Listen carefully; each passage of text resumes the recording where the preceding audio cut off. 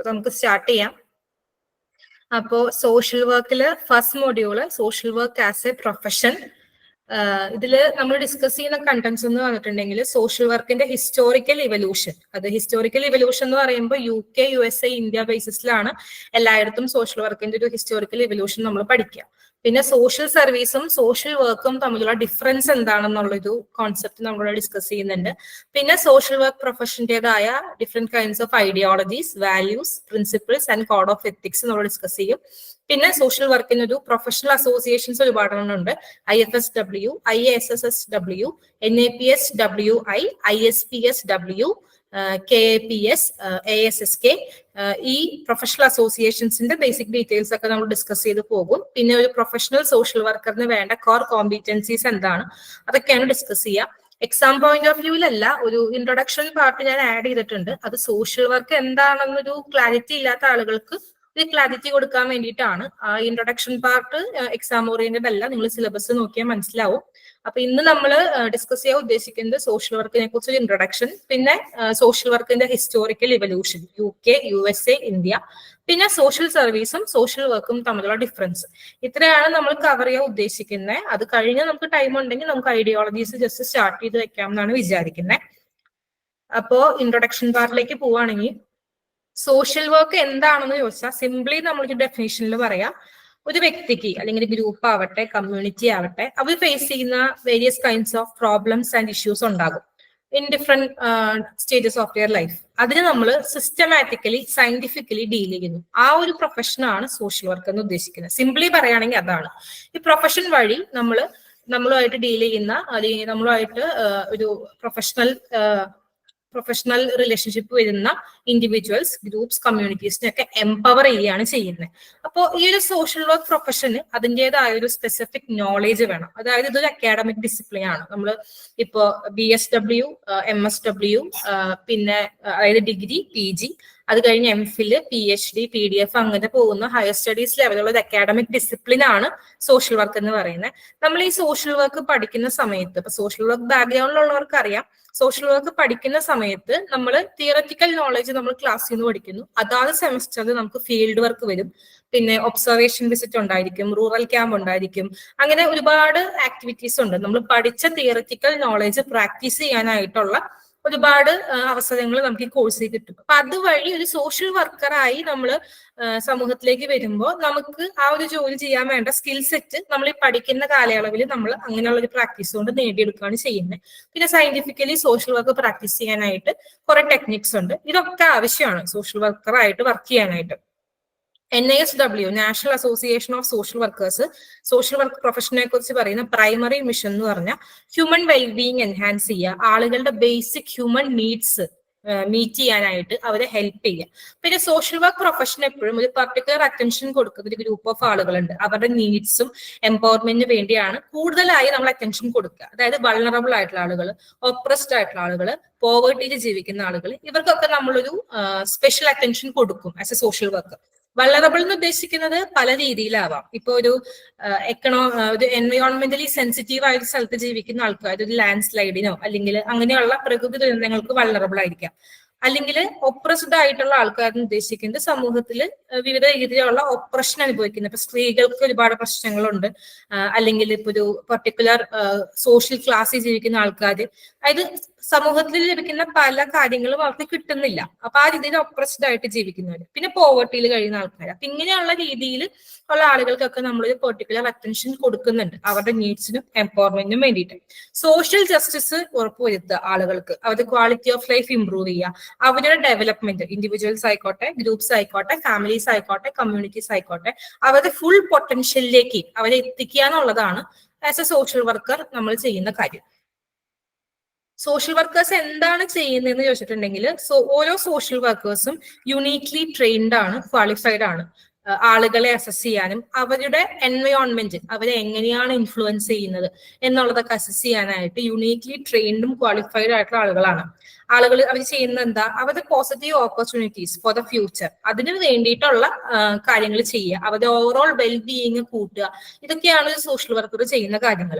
ഒരു large network of resources social വർക്കേഴ്സിന് ഉണ്ടാവും.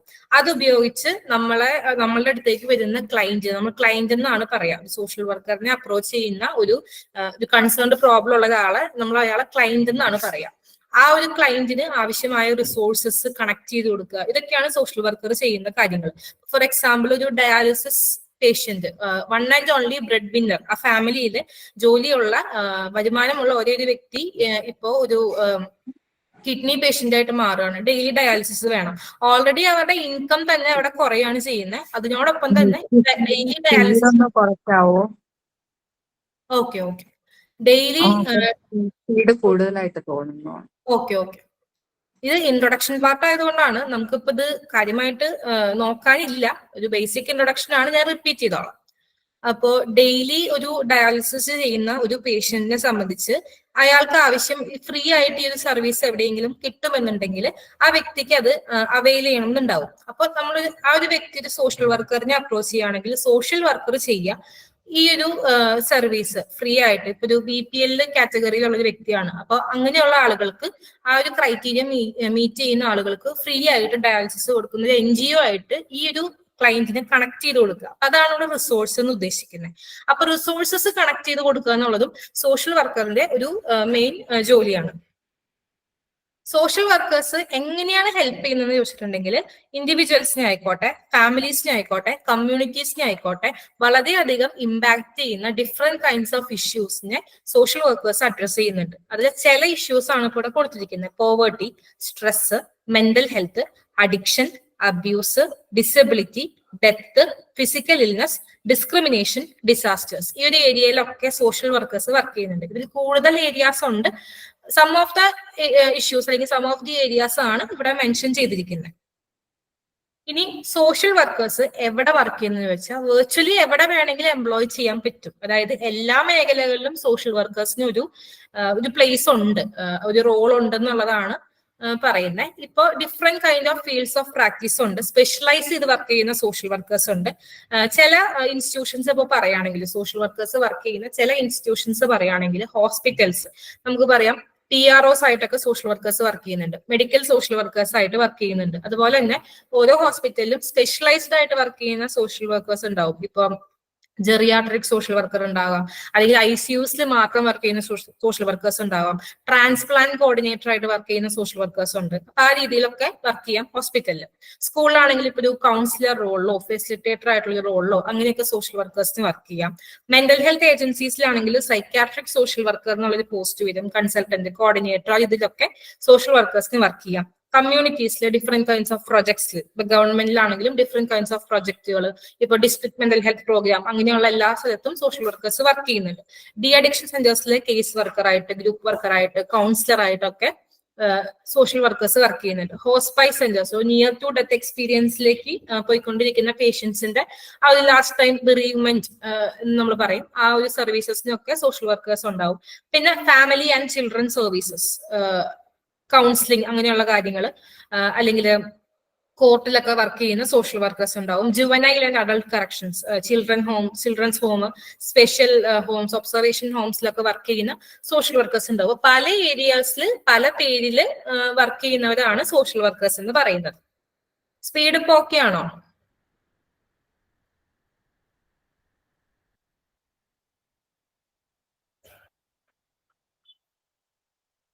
ഹലോ, സ്പീഡ് ഇപ്പൊ ഓക്കെ ആണോ?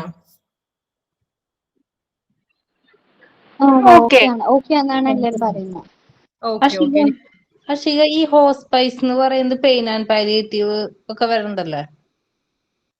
ആ രീതിയിൽ നമുക്ക് പറയാം. കംപ്ലീറ്റ്ലി പെയിൻ ആൻഡ് പാലിയേറ്റീവ് നമുക്ക് പറയാൻ പറ്റില്ല. കാരണം പെയിൻ ആൻഡ് പാലിയേറ്റീവില് നമ്മൾ ഒരു നിയർ ഡെത്ത് എക്സ്പീരിയൻസ് ഉള്ള, അല്ലെങ്കിൽ ക്രോണിക്കലി ഇല്ലായിട്ടുള്ള, ടെർമിനലി ഇല്ലായിട്ടുള്ള ആൾക്കാർ മാത്രമുള്ളതല്ല പെയിൻ ആൻഡ് പാലിയേറ്റീവ് എന്ന് പറയുന്നത്. പെയിൻ ആൻഡ് പാലിയേറ്റീവില് നമ്മളിപ്പോ ഫിസിയോതെറാപ്പി ആവശ്യമുള്ള സ്ട്രോക്ക് പേഷ്യൻസ് ഉണ്ടാവും, അല്ലെങ്കിൽ നമുക്കൊരു കത്തീറ്റർ ചേഞ്ച് ഒക്കെ പോലെ കത്തീറ്റർ ചേഞ്ച് ഒക്കെ പോലെ ഉള്ളൊരു നഴ്സിംഗ് കെയർ ആവശ്യമുള്ള എല്ലാ ടൈപ്പ് പേഷ്യൻസും പെയിൻ ആൻഡ് പാലിയേറ്റീവിൽ ഉണ്ടാവും. അതിലെ വേറൊരു വേർഷനാണ് ഈ ഹോസ്പൈസ് എന്ന് പറയുന്നത്. ഹോസ്പൈസ് എന്ന് പറയുമ്പോൾ കുറച്ചും കൂടി ഒരു നിയർ ടു ഡെത്ത് അല്ലെങ്കിൽ ഒരു ലാസ്റ്റ് ടൈം ആകുന്ന സമയത്ത് ഉണ്ടാകുന്ന ആൾക്കാരെ ട്രീറ്റ് ചെയ്യുന്ന ഒരു ഏരിയ ആണ് ഹോസ്പൈസ് എന്ന് പറയുന്നത്. ക്ലിയർ ആണോ? ക്ലിയർ ആണ്. ഇനി IFSW ജനറൽ മീറ്റിംഗിലും IASSW ജനറൽ അസംബ്ലിയിലും 2014 ജൂലൈയിൽ അപ്രൂവ് ചെയ്തിട്ടുള്ള ഗ്ലോബൽ ഡെഫിനേഷൻ ആണ് സോഷ്യൽ വർക്കിന്റെ. സോഷ്യൽ വർക്ക് എന്താണെന്നുള്ളതും എന്തൊക്കെ പ്രിൻസിപ്പിൾസ് ഇതിൽ യൂസ് ചെയ്യുന്നുണ്ടെന്നുള്ളതും കൃത്യമായിട്ട് ഈ ഡെഫിനേഷനിൽ പറയുന്നുണ്ട്. സോഷ്യൽ വർക്ക് എന്ന് പറഞ്ഞാൽ ഒരു പ്രാക്ടീസ് ബേസ്ഡ് പ്രൊഫഷൻ ആണ്. നമ്മൾ പറഞ്ഞു തിയറിറ്റിക്കൽ നോളജ് നമ്മൾ ക്ലാസ്സിൽ ഇരുന്ന് പഠിച്ചു, അത് കഴിഞ്ഞ് പോയി ജോലി ചെയ്യലല്ല, പഠിച്ചു കഴിഞ്ഞ് അത് ഓരോ സെമസ്റ്ററിലും നമ്മൾ പഠിച്ചത് പ്രാക്ടീസ് ചെയ്യുന്ന ഒരു പ്രൊഫഷനാണ്. പ്രാക്ടീസിനെ ബേസ് ചെയ്തുള്ള ഒരു പ്രൊഫഷനാണ്. നമുക്ക് ചുമ്മാ ഒരു ബുക്കിൽ നിന്ന് പഠിച്ചതിന് ശേഷം മാത്രം പോയി പ്രാക്ടീസ് ചെയ്യാവുന്ന ഒരു ഏരിയ അല്ല. അതിന് പ്രാക്ടീസ് നമുക്ക് പഠിക്കുന്നതിനൊപ്പം തന്നെ പ്രാക്ടീസ് വേണ്ട ഒരു അക്കാഡമിക് ഡിസിപ്ലിൻ ആണ് സോഷ്യൽ വർക്ക്. സോഷ്യൽ വർക്ക് വഴി പ്രൊമോട്ട് ചെയ്യുന്നത് social change, development, social cohesion, എല്ലാവരെയും ഒരുമിച്ച് കൊണ്ടുപോകുക എന്നുള്ളൊരു കാര്യമുണ്ടല്ലോ. പിന്നെ empowerment and liberation of people. പിന്നെ ഇതിൽ ഉപയോഗിക്കുന്ന പ്രിൻസിപ്പിൾസ് എന്ന് പറഞ്ഞാൽ social justice, human rights, collective responsibility and respect for diversities. Social justice ഉറപ്പുവരുത്തണം, എല്ലാവർക്കും ഈക്വലി എല്ലാ റിസോഴ്സസും ലഭിക്കുന്നുണ്ട്, ഈക്വൽ ഓപ്പർച്യൂണിറ്റി ലഭിക്കുന്നുണ്ട് എന്നുള്ളതൊക്കെ എൻഷുർ ചെയ്യാനുണ്ട്. പിന്നെ ഹ്യൂമൻ റൈറ്റ്സ് ഉണ്ട്. പിന്നെ കളക്റ്റീവ് റെസ്പോൺസിബിലിറ്റി, ആ ഒരു ക്ലയന്റ്, ആ ഒരു സോഷ്യൽ വർക്കർ ഈ ക്ലയന്റിന് ആവശ്യമായിട്ടുള്ള റിസോഴ്സസ് ഒക്കെ പ്രൊവൈഡ് ചെയ്യുന്ന എല്ലാ ഇൻസ്റ്റിറ്റ്യൂഷൻസ് എല്ലാവരുടെയും കൂടി ഒരു കളക്റ്റീവ് റെസ്പോൺസിബിലിറ്റി ആണ് ഈ സോഷ്യൽ വർക്ക് എന്ന് പറയുന്നത്. പിന്നെ റെസ്പെക്ട് ഫോർ ഡൈവേഴ്സിറ്റീസ്, നമ്മുടെ സമൂഹത്തിൽ ഡിഫറെന്റ് കൈൻഡ്സ് ഓഫ് ആളുകൾ, ഡിഫറെന്റ് ടൈപ്സ് ഓഫ് കമ്മ്യൂണിറ്റീസ് ഉള്ളൊരു സ്ഥലമാണ് നമ്മുടെ. അതായത് ഇപ്പം ട്രൈബൽ ആയിട്ടുള്ള ആളുകൾ ഉണ്ടാവാം, അല്ലെങ്കിൽ ബാക്ക്വേർഡ് ക്ലാസ്സസ് എന്ന് പറഞ്ഞ് ഒരുപാട് ഓപ്പറേഷൻ ഫേസ് ചെയ്തിട്ടുള്ള ആളുകൾ ഉണ്ടാകാം. ഇപ്പൊ വുമൻ വൾണറബിൾ ആയിട്ടുള്ള ഗ്രൂപ്പാണ്, ചിൽഡ്രൻ വൾണറബിൾ ആയിട്ടുള്ള ഗ്രൂപ്പാണ്.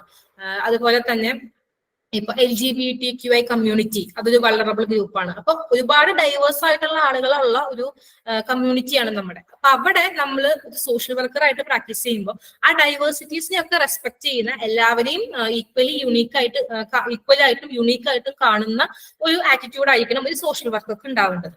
പിന്നെ സോഷ്യൽ വർക്ക് എന്ന് പറയുന്ന ഒരു അക്കാഡമിക് ഡിസിപ്ലിൻ പല ഏരിയാസ് ഓഫ് സ്റ്റഡീസിന്ന് തിയറീസ് ഒക്കെ കടമെടുത്തുകൊണ്ടുള്ള ഒരു അക്കാഡമിക് ഡിസിപ്ലിൻ ആണ്. ഇപ്പൊ സോഷ്യൽ സയൻസസ് ആയിക്കോട്ടെ, ഹ്യൂമാനിറ്റീസ് ആയിക്കോട്ടെ, ഇൻഡിജിനസ് നോളജസ്, ഇതെല്ലാം ഇതിൽ വരുന്നുണ്ട്. ഒരുപാട് തിയറീസ് പല അക്കാഡമിക് ഡിസിപ്ലിൻസിൽ നിന്ന് എടുത്തിട്ടുള്ള, പല ബ്രാഞ്ച് ഓഫ് സ്റ്റഡീസിൽ നിന്ന് എടുത്തിട്ട് ഉള്ളൊരു ബ്രാഞ്ചാണ് സോഷ്യൽ വർക്ക് എന്ന് പറയുന്നത്. ആളുകളുടെ ലൈഫ് ചാലഞ്ചസിനെ അഡ്രസ് ചെയ്യുക, അവരുടെ വെൽബീയിങ് ഇംപ്രൂവ് ചെയ്യുക, ഇതാണ് സോഷ്യൽ വർക്ക് കൊണ്ട് ഉദ്ദേശിക്കുന്നത്. ഇനി ഇതാണ് സോഷ്യൽ വർക്കിന്റെ മെത്തേഡ്സ് എന്ന് പറയുന്നത്. ഇത് ബേസ് ചെയ്തിട്ടാണ് എല്ലാവരും സോഷ്യൽ വർക്ക് പ്രാക്ടീസ് ചെയ്യുക. Primary methods or direct helping methods ഉണ്ട്, സെക്കൻഡറി ഓർ ഓക്സിലിയറി മെത്തേഡ്സ് ഉണ്ട്.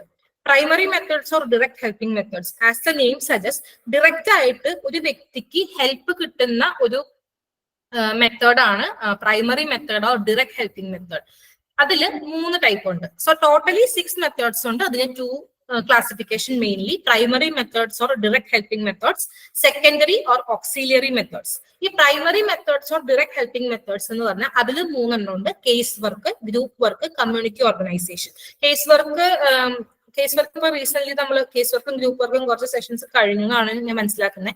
കേസ് വർക്ക് എന്ന് പറയുമ്പോൾ സിമ്പിൾ ആയിട്ട് പറയാം, ഇത് ഡീറ്റെയിൽ ആയിട്ടൊക്കെ നമ്മളിപ്പോ പഠിക്കുന്നതാണ്. കേസ് വർക്ക് എന്ന് പറഞ്ഞിട്ടുണ്ടെങ്കിൽ ഒരു ക്ലയന്റ് വരുന്നു, അയാൾ ഒരു സോഷ്യൽ വർക്കറെ സോഷ്യൽ വർക്കറുടെ അടുത്ത് അപ്രോച്ച് ചെയ്യുന്നു. ആ സോഷ്യൽ വർക്കറും ആ ക്ലയന്റും മാത്രമുള്ള ഒരു റിലേഷൻഷിപ്പ്.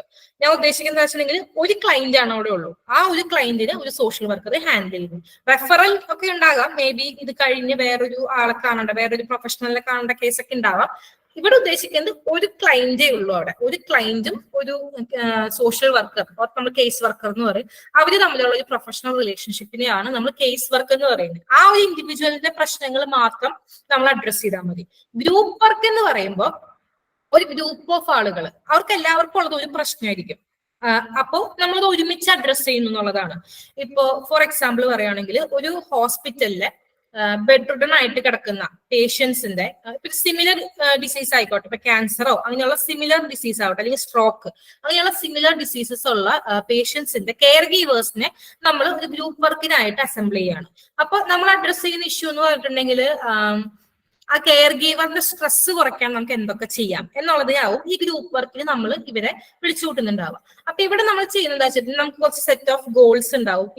ഈ ഒരു ഗ്രൂപ്പ് വർക്ക് കഴിഞ്ഞതോടുകൂടി കെയർ ഗീവറിന്റെ സ്ട്രെസ് ഇത്ര കുറയ്ക്കണം, അല്ലെങ്കിൽ കെയർ ഗീവറിന് എന്തൊക്കെ റിക്രിയേഷണൽ ആക്ടിവിറ്റീസ് നമുക്ക് ഈ ഒരു ഹോസ്പിറ്റലിൽ കഴിയുന്ന സമയത്ത് നമുക്ക് ചെയ്യാൻ പറ്റും, അങ്ങനെ കുറെ ഗോൾസ് സെറ്റ് ചെയ്തിട്ടുണ്ടാവും. അപ്പൊ ഈ ഗ്രൂപ്പ് വർക്ക് നടക്കുമ്പോൾ ഫോർ എക്സാമ്പിൾ ഒരു ഇന്ററാക്റ്റീവ് സെഷൻ വെക്കുകയാണെന്ന് നോക്കി, അപ്പൊ സിമിലർ ഇഷ്യൂസ് ഉള്ള ആളുകളാണ് ഈ വന്നിരിക്കുന്നത്. കെയർ ഗീവേഴ്സ് മുഴുവൻ സിമിലർ ഇഷ്യൂസ് ഉള്ള ആൾക്കാരായിരിക്കും. ഓർക്കക്കുറവുണ്ടാകും, പിന്നെ അവർക്ക് അവരുടെ ഇപ്പൊ ജോലിക്ക് പോകാനോ അങ്ങനെയുള്ള കാര്യങ്ങളൊന്നും പറ്റുന്നില്ല. ചിലപ്പോൾ അവരുടെ ഫാമിലിയിൽ പ്രശ്നങ്ങൾ ഉണ്ടാകാം. അതായത് ഹസ്ബൻഡും വൈഫും ആണെന്ന് വിചാരിക്കും, അവരിപ്പോ വീട്ടിൽ മാറി നിൽക്കുകയാണ്, അപ്പൊ കുട്ടികളെ നോക്കുന്നത് വേറെ ആൾക്കാരായിരിക്കാം. അവരുടെ മൊത്തം ഫാമിലിയുടെ ആ ഒരു ദിനചര്യ ഞാൻ മാറിപ്പോവാണ്.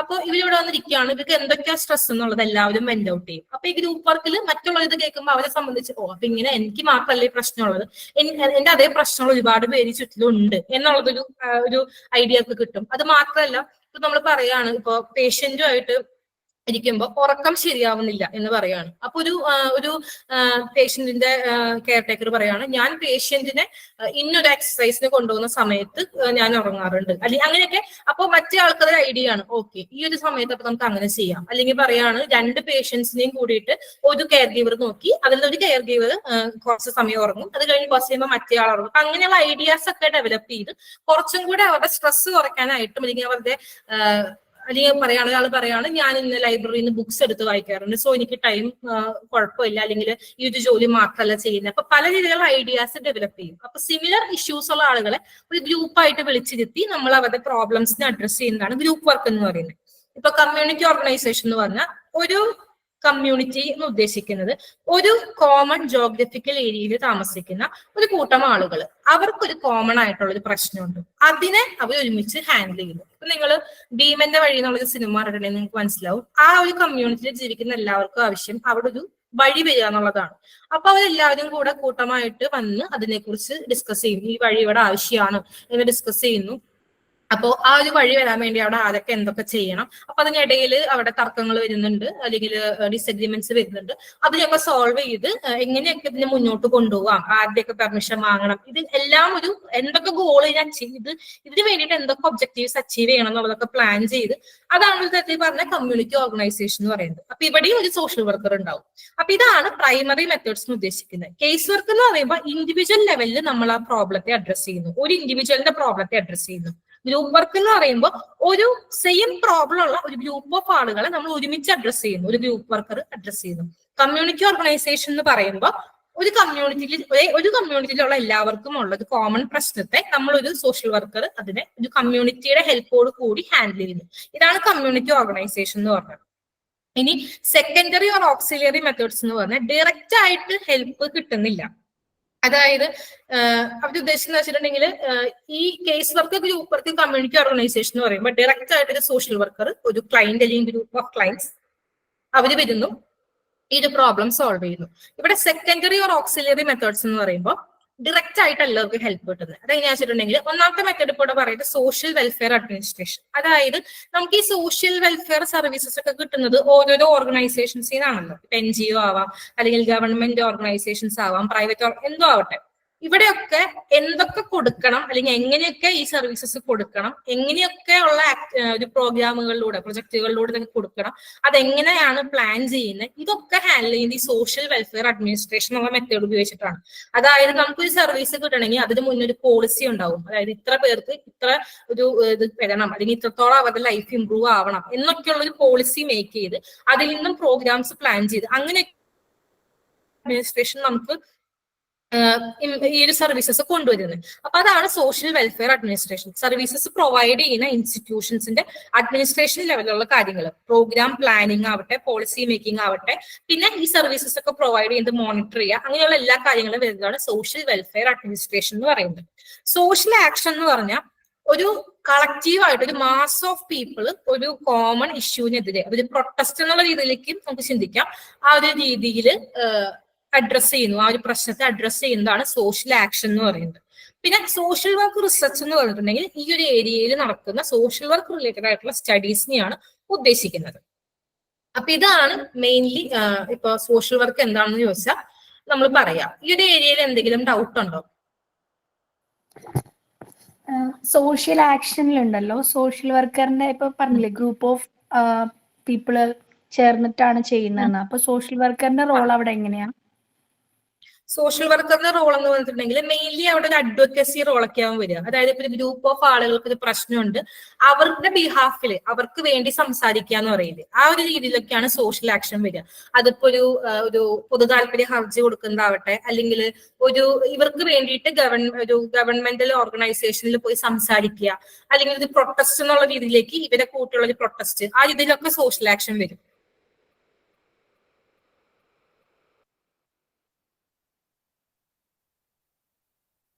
ക്ലിയർ ആണോ? ക്ലിയർ ആണ്. ഞാനിത് ഒന്നുകൂടെ ഒന്ന് സമ്മറൈസ് ചെയ്ത് പറയാം.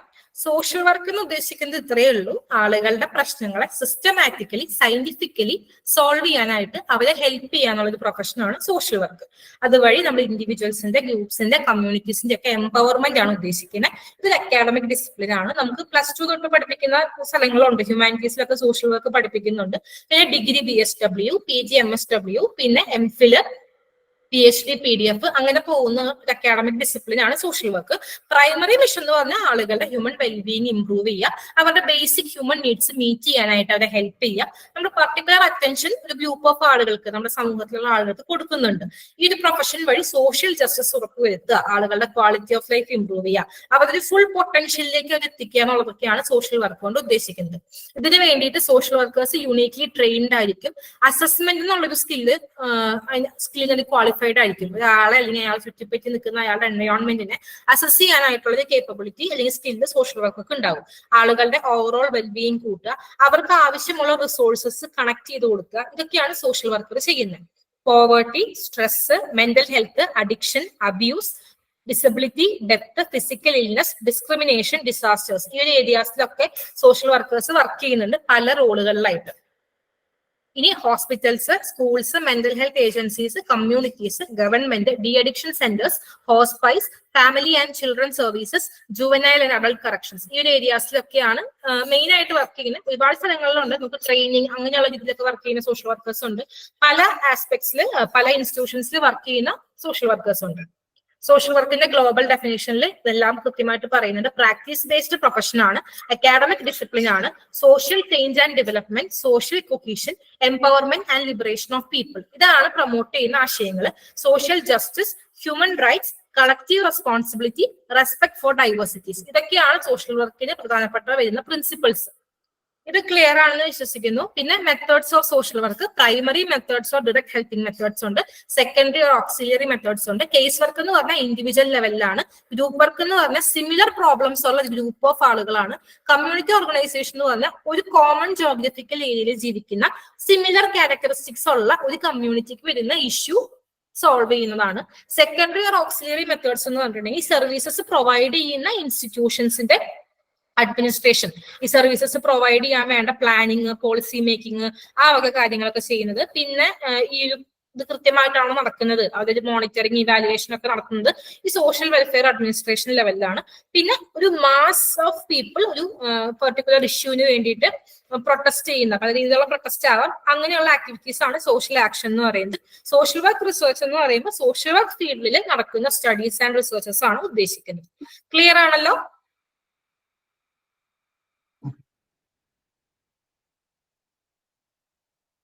ഹലോ, ക്ലിയർ ആണ്. ഓക്കെ, നമുക്ക് എന്നാൽ ഇനി ഹിസ്റ്റോറിക്കൽ ഇവല്യൂഷൻ നോക്കാം സോഷ്യൽ വർക്കിന്റെ. നമ്മൾ ഫസ്റ്റ് നോക്കുന്നത് UK, യുണൈറ്റഡ് കിങ്ഡം, UK-യുടെ ഹിസ്റ്റോറിക്കൽ ഇവല്യൂഷൻ ആണ്. നമ്മൾ ഹിസ്റ്റോറിക്കൽ ഇവല്യൂഷൻ പഠിക്കുമ്പോൾ ഈ 3 സ്ഥലങ്ങളായിട്ടാണ് പഠിക്കുക: UK, USA, ഇന്ത്യ, അങ്ങനെയാണ് പഠിക്കുക. അപ്പൊ UK നോക്കുകയാണെങ്കിൽ ഇവിടെ ഉദ്ദേശിക്കുന്നതാണ് എങ്ങനെ സോഷ്യൽ വർക്ക് ഇവോൾവ് ചെയ്ത് വന്നു, ഇപ്പോഴത്തെ കറന്റ് പ്രൊഫഷണൽ സ്റ്റേറ്റസിലേക്ക് എങ്ങനെയാണ് സോഷ്യൽ വർക്ക് ഇവോൾവ് ചെയ്ത് വന്നേന്നുള്ളതാണ് നമ്മൾ പഠിക്കുന്നത്. അപ്പൊ ഇനീഷ്യൽ ടൈമിൽ ചർച്ചിന് ഒരു ഭയങ്കര റോൾ ഉണ്ടായിരുന്നു. ഈ ഒരു സോഷ്യൽ വർക്ക് എന്നുള്ള ഇതിലല്ല, സോഷ്യൽ സർവീസസ് നമുക്ക് വേണമെങ്കിൽ പറയാം. സോഷ്യൽ സർവീസും സോഷ്യൽ വർക്കും തമ്മിലുള്ള ഡിഫറൻസ് ഞാൻ പറഞ്ഞുതരാം. അപ്പോ ഇനീഷ്യലി ചർച്ചിന് ആയിരുന്നു ഏറ്റവും കൂടുതൽ റോൾ ഉള്ളത് ഈ ഒരു സോഷ്യൽ വർക്കിൽ. അതായത് പണ്ട് എങ്ങനെയാന്ന് വെച്ചിട്ടുണ്ടെങ്കിൽ ഒരു റിലീജിയസ് ഡ്യൂട്ടിയാണ്, നീഡി ആയിട്ടുള്ള ആളുകളെ ടേക്ക് കെയർ ചെയ്യാന്നുള്ളത് ഒരു റിലീജിയസ് ഡ്യൂട്ടിയാണ്. റിലീജിയ ആയിരുന്നു ഒരു ഗ്രേറ്റസ്റ്റ് മോട്ടിവേഷൻ ഈ ചാരിറ്റി വർക്കുകൾ ചെയ്യാനായിട്ട്. അത് നമ്മൾ ബൈബിൾ ആണെങ്കിലും അല്ലെങ്കിൽ ഏത് റിലീജിയസ് ടെക്സ്റ്റുകളിലാണെങ്കിലും ഈ ആളുകളെ സഹായിക്കുക അല്ലെങ്കിൽ കരുണ കാണിക്കുക അങ്ങനെയൊക്കെയുള്ള കോൺസെപ്റ്റുകളോട് ഭയങ്കര ഇമ്പോർട്ടൻസ് ഉണ്ടായിരുന്ന സമയമായതുകൊണ്ട് ചർച്ചിന് ഭയങ്കര റോൾ ഉണ്ടായിരുന്നു. ചർച്ചിൽ നിന്ന് മൊണസ്ട്രീസിലൊക്കെ എങ്ങനെയാ വെച്ചിട്ടുണ്ടെങ്കിൽ ഈ ഫുഡ് ഡിസ്ട്രിബ്യൂട്ട് ചെയ്യുക, മെഡിസിൻസ് ഡിസ്ട്രിബ്യൂട്ട് ചെയ്യുക, അവർക്ക് ഷെൽട്ടർ കൊടുക്കുക, അങ്ങനെയുള്ള കാര്യങ്ങളൊക്കെ ചർച്ച് ബേസ്ഡ് ആയിട്ട് ചർച്ച് സെന്റേർഡ് ആയിട്ടാണ് ഒക്കെ നടന്നുകൊണ്ടിരുന്നത്. അത് കഴിഞ്ഞ് കുറച്ച് കഴിഞ്ഞപ്പോൾ സ്റ്റേറ്റിന്റെ റെസ്പോൺസിബിലിറ്റി ആയിട്ട് മാറി ഈ വെൽഫെയർ എന്ന് പറയുന്നത്. അതായത് ഗവൺമെന്റ് റെസ്പോൺസിബിലിറ്റി ആയി മാറുകയാണ് ചെയ്യുന്നത്. ചേർച്ച് റെസ്പോൺസിബിലിറ്റിയിൽ നിന്ന് ഗവൺമെന്റ് റെസ്പോൺസിബിലിറ്റിയിലേക്ക് മാറുകയാണ് ഈ ഒരു വെൽഫെയർ എന്ന് പറയുന്ന ഒരു കോൺസെപ്റ്റ്. 1350 to 1530 ആ ഒരു കാലഘട്ടത്തിൽ ഒരു സീരീസ് ഓഫ് ലോസ് എനാക്ട് ചെയ്തു. സ്റ്റാറ്റ്യൂട്ട്സ് ഓഫ് ലേബറേഴ്സ് എന്നാണ് പറയാം. ഇതിൽ എന്താ ചെയ്യുന്നത് വെച്ചിട്ടുണ്ടെങ്കിൽ പൂർ ആയിട്ടുള്ള ആളുകൾ വർക്ക് ചെയ്യണം എന്നവരെ നിർബന്ധിക്കുന്ന രീതിയിലുള്ളൊരു കുറച്ച് ലോസ് വന്നു. അതായത് ഒരുപാട് ഈ വെൽഫെയർ പ്രൊവൈഡ് ചെയ്യാൻ പറ്റില്ല, അപ്പോ പൂർ ആണെങ്കിൽ നിങ്ങൾ ജോലിക്ക് പോകണം എന്നുള്ളൊരു ആറ്റിറ്റ്യൂഡായിരുന്നു ആ ഒരു സമയത്ത് ഉണ്ടായത്. അതിനുശേഷം 1601 എലിസബത്തൻ പുവർ ലോ വന്നു. 43 എലിസബത്ത് എന്നാണ് ഈ ഒരു ലോയിനെ പറയാൻ ഇമ്പോർട്ടന്റ് ആണ്, ഇയർ ഇമ്പോർട്ടന്റ് ആണ്. ഈ ഒരു എലിസബത്തൻ പുവർ ലോയില് ഈ പൂവറിനെ തന്നെ 3 ആയിട്ട് ക്ലാസിഫൈ ചെയ്തു. എല്ലാ പൂവറിനോടും ജോലിക്ക് പോകാൻ പറഞ്ഞാൽ അവിടെ അതിന് ലിമിറ്റേഷൻ ഉണ്ട്. അപ്പോൾ അതിനുശേഷം വന്ന ലോയാണിത്. ഇവിടെ എന്താ ചെയ്തെന്ന് വെച്ചിട്ടുണ്ടെങ്കിൽ ഈ 3 ക്ലാസസ് ആയിട്ട് പൂവറിനെ ഡിവൈഡ് ചെയ്യാണ്. Able bodied poor or sturdy beggars, important poor, dependent children. Able bodied poor or sturdy beggars എന്ന് പറഞ്ഞിട്ടുണ്ടെങ്കിൽ ഇവർക്ക് ജോലി ചെയ്യാനായിട്ട് ആരോഗ്യസ്ഥിതി ഉണ്ട്, അല്ലെങ്കിൽ ജോലി ചെയ്യാൻ പ്രശ്നമുള്ള ആൾക്കാരല്ല. അപ്പൊ ഇവരെന്തായാലും ജോലി ചെയ്യണം, ആ ഒരു സിസ്റ്റത്തിലേക്ക് വരികയാണ്. ഇവരെ കറക്ഷൻ ഹൗസുകളിൽ അല്ലെങ്കിൽ വർക്ക് ഹൗസിൽ ജോലിക്ക് ഫോഴ്സ് ചെയ്ത് തന്നെ വിടുകയാണ്. ഇവർക്ക് ആംസ് ഒന്നും കിട്ടില്ല, അതായത് സഹായങ്ങളോ സംഭാവനകളോ അല്ലെങ്കിൽ അങ്ങനത്തെ ഗവൺമെന്റ് കോൺട്രിബ്യൂഷൻസ് ഒന്നും ഗവൺമെന്റ് ഇവർക്കൊന്നും കോൺട്രിബ്യൂട്ട് ചെയ്യില്ല. ഇവരുടെ പുവർ സ്റ്റേറ്റിന് വേണ്ടിയിട്ട് ഇവര് തന്നെ ജോലി ചെയ്ത് അതിനുള്ള വക കണ്ടെത്തണം എന്നുള്ളൊരു ആറ്റിറ്റ്യൂഡായിരുന്നു able bodied poor or sturdy ബെഗേഴ്സിന്. ഇമ്പോർട്ടന്റ് പുവർ എന്ന് പറഞ്ഞാൽ അവര് ഇമ്പോർട്ടന്റ് ആണ്, ഇൻ ദ സെൻസ് ജോലി ചെയ്യാൻ ഇമ്പോർട്ടന്റ് ആണ്, അവർക്ക് ജോലി ചെയ്യാൻ പറ്റില്ല. സിക്ക് ആയിട്ടുള്ള, ഓൾഡ് ആയിട്ടുള്ള, ബ്ലൈൻഡ്, ഡെഫ് ഈ കാറ്റഗറി പെടുന്ന ആൾക്കാരൊക്കെ ഇമ്പോർട്ടന്റ് പുവറിൽ പെടുന്നവരാണ്. അവർക്ക് വർക്ക് ചെയ്യാൻ പറ്റില്ല, അതുകൊണ്ട് അവരെ ആം ഹൗസസിൽ പ്ലേസ് ചെയ്തു. അതായത് അവിടെയാണ് അവരെ താമസിപ്പിക്കുന്ന സ്ഥലം, അവര് ജോലി ചെയ്യേണ്ട ആവശ്യമില്ല. അപ്പോ അതങ്ങനെ. ഇനി ഡിപ്പെൻഡന്റ് ചിൽഡ്രനെ പറയുകയാണെങ്കിൽ കുട്ടികൾക്കും ജോലി ചെയ്യാൻ പറ്റില്ല, അതായത് ബിലോ 18 ഉള്ള കുട്ടികളാണ്. അവരെ കാറ്റഗറൈസ് ചെയ്യുന്നത് എങ്ങനെയാ വെച്ചാൽ ഈ ഡിപ്പെൻഡന്റ് ചിൽഡ്രന്റെ കാറ്റഗറി വരുന്ന കുട്ടികൾ എന്ന് പറഞ്ഞാൽ ഓർഫൻസ് ആയിട്ടുള്ള കുട്ടികൾ, പിന്നെ വെരി പുവർ ഫാമിലീസിൽ ഉപേക്ഷിക്കപ്പെട്ട കുട്ടികൾ, അതായത് അവർക്ക് ഈ കുട്ടിയെ സപ്പോർട്ട് ചെയ്യാനായിട്ടുള്ള ഫിനാൻഷ്യൽ ബാക്ക്ഗ്രൗണ്ടോ സാഹചര്യങ്ങളോ ഇല്ലാത്തതുകൊണ്ട് അങ്ങനെയുള്ള കുട്ടികൾ, ഡെസേർട്ടഡ് ആയിട്ട് ഉപേക്ഷിക്കപ്പെടുന്ന കുട്ടികൾ, ഇവരെയൊക്കെ ആണ് ഡിപ്പെൻഡന്റ് ചിൽഡ്രനിൽ പറയുന്നത്. ഇവരെ ഫോസ്റ്റർ ഹോംസിലേക്ക് മാറ്റുകയാണ് ചെയ്യുന്നത്. അപ്പൊ ഈ ഒരു ലോയിൽ ഇമ്പോർട്ടന്റ് ആയിട്ടുള്ള കാര്യം എലിസബത്തൻ പുവർ ലോ, ഇയർ, പിന്നെ 43 എലിസബത്ത് എന്നറിയപ്പെടുന്ന ആ ഒരു പേര്, പിന്നെ ഏതൊക്കെയാണ് ഇവിടെ classification, able bodied poor or sturdy beggars, അവരെവിടേക്കാണ് അവരെ വർക്ക് ചെയ്യാൻ വിടുന്നത് എന്നുള്ളത്, കറക്ഷൻ ഹൗസസ് അല്ലെങ്കിൽ വർക്ക് ഹൗസിൽ. പിന്നെ ഇമ്പോർട്ടന്റ് പുവർ, അതായത് ജോലി ചെയ്യാൻ പറ്റാത്ത ആളുകളെ ആം ഹൗസിലേക്ക് വിടുന്നു. പിന്നെ ഡിപ്പെൻഡന്റ് ചിൽഡ്രൻ എന്ന് പറഞ്ഞിട്ടുണ്ടെങ്കിൽ orphans, deserted children from very poor families, ഇവരെ എങ്ങോട്ടാണ് വിടുന്നത്, ഫോസ്റ്റർ ഹോംസ്. ഈ കാര്യങ്ങളൊക്കെ വളരെ ഇമ്പോർട്ടന്റ് ആയിട്ടുള്ള കാര്യങ്ങളാണ്. പിന്നെ charity organisation movement and settlement house movement UK വന്നു. ഇത് രണ്ടും ബേസിക്കലി സോഷ്യൽ വെൽഫെയർ ആക്ടിവിറ്റീസ് ആളുകൾക്ക് കൊടുക്കാൻ വേണ്ടിയിട്ട്, ഇൻസ്റ്റിറ്റ്യൂഷണലൈസ്ഡ് ആയിട്ട് കൊടുക്കാൻ വേണ്ടിയിട്ട് സ്ഥാപിതമായ 2 ഇൻസ്റ്റിറ്റ്യൂഷൻസ് ആണ്. അത്രയും ബേസിക് ആയിട്ട് പഠിച്ചാൽ മതി. 1869 London charity organisation society form ചെയ്തു. Samuel Augustus Barnett and Octavia ഹില്ലാണ് അതിന്റെ ഫൗണ്ടേഴ്സ് ആയിട്ട് വരുന്നത്. 1884 ഫസ്റ്റ് സെറ്റിൽമെന്റ് ഹൗസ് വന്നു. ടോയിൻബി ഹാൾ എന്നാണ് അതിന്റെ പേര്. അതിന്റെ ഫൗണ്ടർ എന്ന് പറയുന്നത് സാമുവൽ അഗസ്റ്റസ് ബാർനറ്റ് ആണ്. ഇതിന്റെ ഇയേഴ്സ്, പിന്നെ ഈ ടോയിൻബി ഹാൾ എന്നുള്ള പേര്, പിന്നെ ഫൗണ്ടേഴ്സ് വളരെ ഇമ്പോർട്ടന്റ് ആണ്. അപ്പോൾ 1869 London charity organisation society, Samuel Augustus Barnett and Octavia Hill. 1884 first settlement house, Toynbee Hall, Samuel Augustus Barnett. അപ്പൊ നമ്മള് ഫസ്റ്റ് റോൾ ഓഫ് ചർച്ച് പറഞ്ഞു, പിന്നെ welfare became the responsibility of state. ഒരു സ്റ്റോറി പോലെ പഠിക്കുക, ഇതിന്റെ ഇയേഴ്സും ഞാൻ ഇമ്പോർട്ടന്റ് എന്ന് പറഞ്ഞ കാര്യങ്ങളും ഒന്ന് സ്ട്രെസ് ചെയ്ത് പഠിക്കുക, അത്രേ ആവശ്യമുള്ളൂ. പിന്നെ എലിസബത്തൻ പുവലോ വന്നു, charity organisation movement and settlement house movement വന്നു എന്ന് പറഞ്ഞു. പിന്നെ വരുന്ന കേസാണ് beverage report. 1942 sir William beverage ആള് ചെയർമാൻ ആയിരുന്നു of the Inter departmental committee on social insurance and allied services. ആ ഒരു വ്യക്തിയെ ബിവറേജ് കമ്മീഷൻ ഫോം ചെയ്ത് 1941 ഇവരെ ഈ ഒരു കമ്മീഷൻ നിയോഗിച്ചത് ചാരിറ്റി ഓർഗനൈസേഷൻ സൊസൈറ്റി ഗവൺമെന്റിന് റിപ്പോർട്ട് കൊടുക്കാൻ വേണ്ടിയിട്ടാണ്, ഈ ചാരിറ്റി റിലേറ്റഡ് ആയിട്ടുള്ള കാര്യങ്ങൾക്ക്, വെൽഫെയർ റിലേറ്റഡ് ആയിട്ടുള്ള കാര്യങ്ങൾക്ക്. അപ്പോ ഇത് 1942 സബ്മിറ്റ് ചെയ്തു. അതിൽ വന്ന പ്രിൻസിപ്പിൾസ് എന്ന് പറഞ്ഞാൽ എല്ലാ സിറ്റിസണും ഈ വെൽഫെയർ ആക്ടിവിറ്റീസിൽ കവേർഡ് ആയിരിക്കണം എന്ന് ബെവറേജിന്റെ റിപ്പോർട്ടിലുണ്ട്. പിന്നെ മേജർ റിസ്കുകൾ, അതായത് ഈ ഒരു ഏർണിംഗ് പവർ നഷ്ടപ്പെടാൻ സാധ്യതയുള്ള മേജർ റിസ്കുകൾ എന്തൊക്കെയാണെന്ന് ബെവറേജ് റിപ്പോർട്ടിൽ കൃത്യമായിട്ട് പറയുന്നുണ്ട്. സിക്നസ് ആവാം, അൺഎംപ്ലോയ്മെന്റ് ആവാം, ആക്സിഡന്റ് ആകാം, ഓൾഡ് ഏജ് മൂലമാകാം, വിഡോഹുഡ് ആകാം, മെറ്റേണിറ്റി ആകാം. ഈ ഏർണിംഗ് പവർ നഷ്ടപ്പെടാനുള്ള എല്ലാ മേജർ റിസ്കുകളും ഒരു സിംഗിൾ ഇൻഷുറൻസിന്റെ കീഴിൽ കൊണ്ടുവരണം എന്നാണ് ബെവറേജ് പറഞ്ഞത്. ഹലോ, സ്പീഡ് ഒന്ന് കുറയ്ക്കാമോ? ഓക്കെ. പിന്നെ ഈ കോൺട്രിബ്യൂട്ടറിന്റെ ഇൻകം അത് നോക്കാതെ തന്നെ ഒരു ഫ്ലാറ്റ് റേറ്റ് ഓഫ് കോൺട്രിബ്യൂഷൻ എല്ലാവരും കൊടുക്കണം. അതായത് ഇപ്പോ ഒരാൾക്കൊരു ബെറ്റർ ജോബ് ഉണ്ടാകാം, ഒരാൾക്ക് അത്ര ബെറ്റർ അല്ലാത്തൊരു ജോബ് ആയിരിക്കാം, ഇത് ഇത്രയും കോൺട്രിബ്യൂട്ട് ചെയ്യാനായിട്ട് പറ്റാത്ത ആളുകൾ ഉണ്ടാകാം. അപ്പോ അതൊന്നും നോക്കണ്ട, കോൺട്രിബ്യൂട്ടറിന്റെ ഇൻകം നോക്കാതെ തന്നെ എല്ലാവരും ഒരു flat rate of contribution pay ചെയ്യണം എന്നാണ് ബെവറേജ് പറഞ്ഞത്. പിന്നെ പറഞ്ഞൊരു കേസ്, ഒരു flat rate of benefit pay ചെയ്യണം also without regard to income. അതായത് ഇപ്പൊ ഈ കോൺട്രിബ്യൂഷൻ വാങ്ങുന്നത് ഈ വെൽഫെയർ ആക്ടിവിറ്റിക്ക് വേണ്ടിയാണല്ലോ. അപ്പൊ നമ്മൾ ഈ വെൽഫെയർ ആക്ടിവിറ്റി ഉപയോഗിച്ച് ഒരാൾക്ക് പൈസ കൊടുക്കുമ്പോൾ അയാളുടെ ഇൻകം എത്രയാണെന്ന് നമ്മൾ നോക്കേണ്ട ആവശ്യമില്ല. അയാള് ഈ ഒരു കാറ്റഗറിയിൽ പെടുന്ന ആളാണ് എന്നുള്ളത് മാത്രം നോക്കിയാൽ മതി. അല്ലാതെ അയാൾക്ക് കാശുണ്ടോ, ഇത് കൊടുക്കേണ്ട ആവശ്യമുണ്ടോ, അങ്ങനെ നോക്കേണ്ട ആവശ്യമില്ല എന്നാണ് ബെവറേജ് പറഞ്ഞത്. പിന്നെ ഇതിൽ ഇമ്പോർട്ടന്റ് ആയിട്ട് വരുന്ന ഒരു ഫാക്ടർ എന്ന് വെച്ചിട്ടുണ്ടെങ്കിൽ ഈ ഒരു ബെവറേജ് റിപ്പോർട്ടാണ് യുടെ മോഡേൺ സോഷ്യൽ വെൽഫെയർ ലെജിസ്ലേഷന്റെ ഫൗണ്ടേഷൻ ആയിട്ട് വരുന്നത്.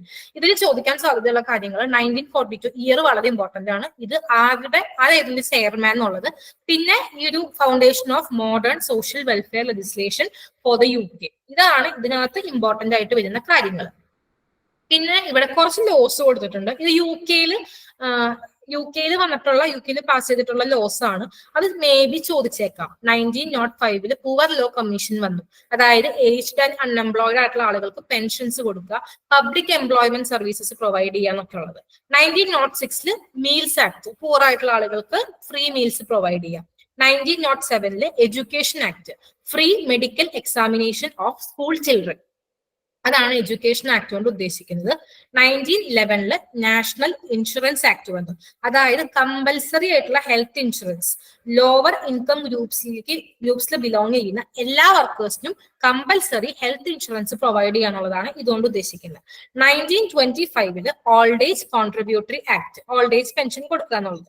1941 ഇത് നേരത്തെ പറഞ്ഞു. ബെവറേജ് കമ്മീഷൻ എന്നുള്ള ലോ വരുന്നത് 1941 ഇതിൽ ഉദ്ദേശിക്കുന്നത് social insurance, public assistance, children's allowance, ഇതൊക്കെയാണ് ഉദ്ദേശിക്കുന്നത്. 1944 ഡിസേബിൾഡ് പേഴ്സൺസിന്റെ എംപ്ലോയ്മെന്റ് ആക്ട്, അതായത് ഡിസേബിൾഡ് പേഴ്സൺസിനെ ഈ കമേഴ്സ്യൽ ഓർ ഇൻഡസ്ട്രിയൽ എന്റർപ്രൈസസിലൊക്കെ എംപ്ലോയ് ചെയ്യാന്നുള്ളതാണ് ഉദ്ദേശിക്കുന്നത്. സോ അത്രയാണ് യുടെ historical evolution of social work. ഞാൻ ഒന്നുകൂടെ എക്സ്പ്ലെയിൻ ചെയ്യാം.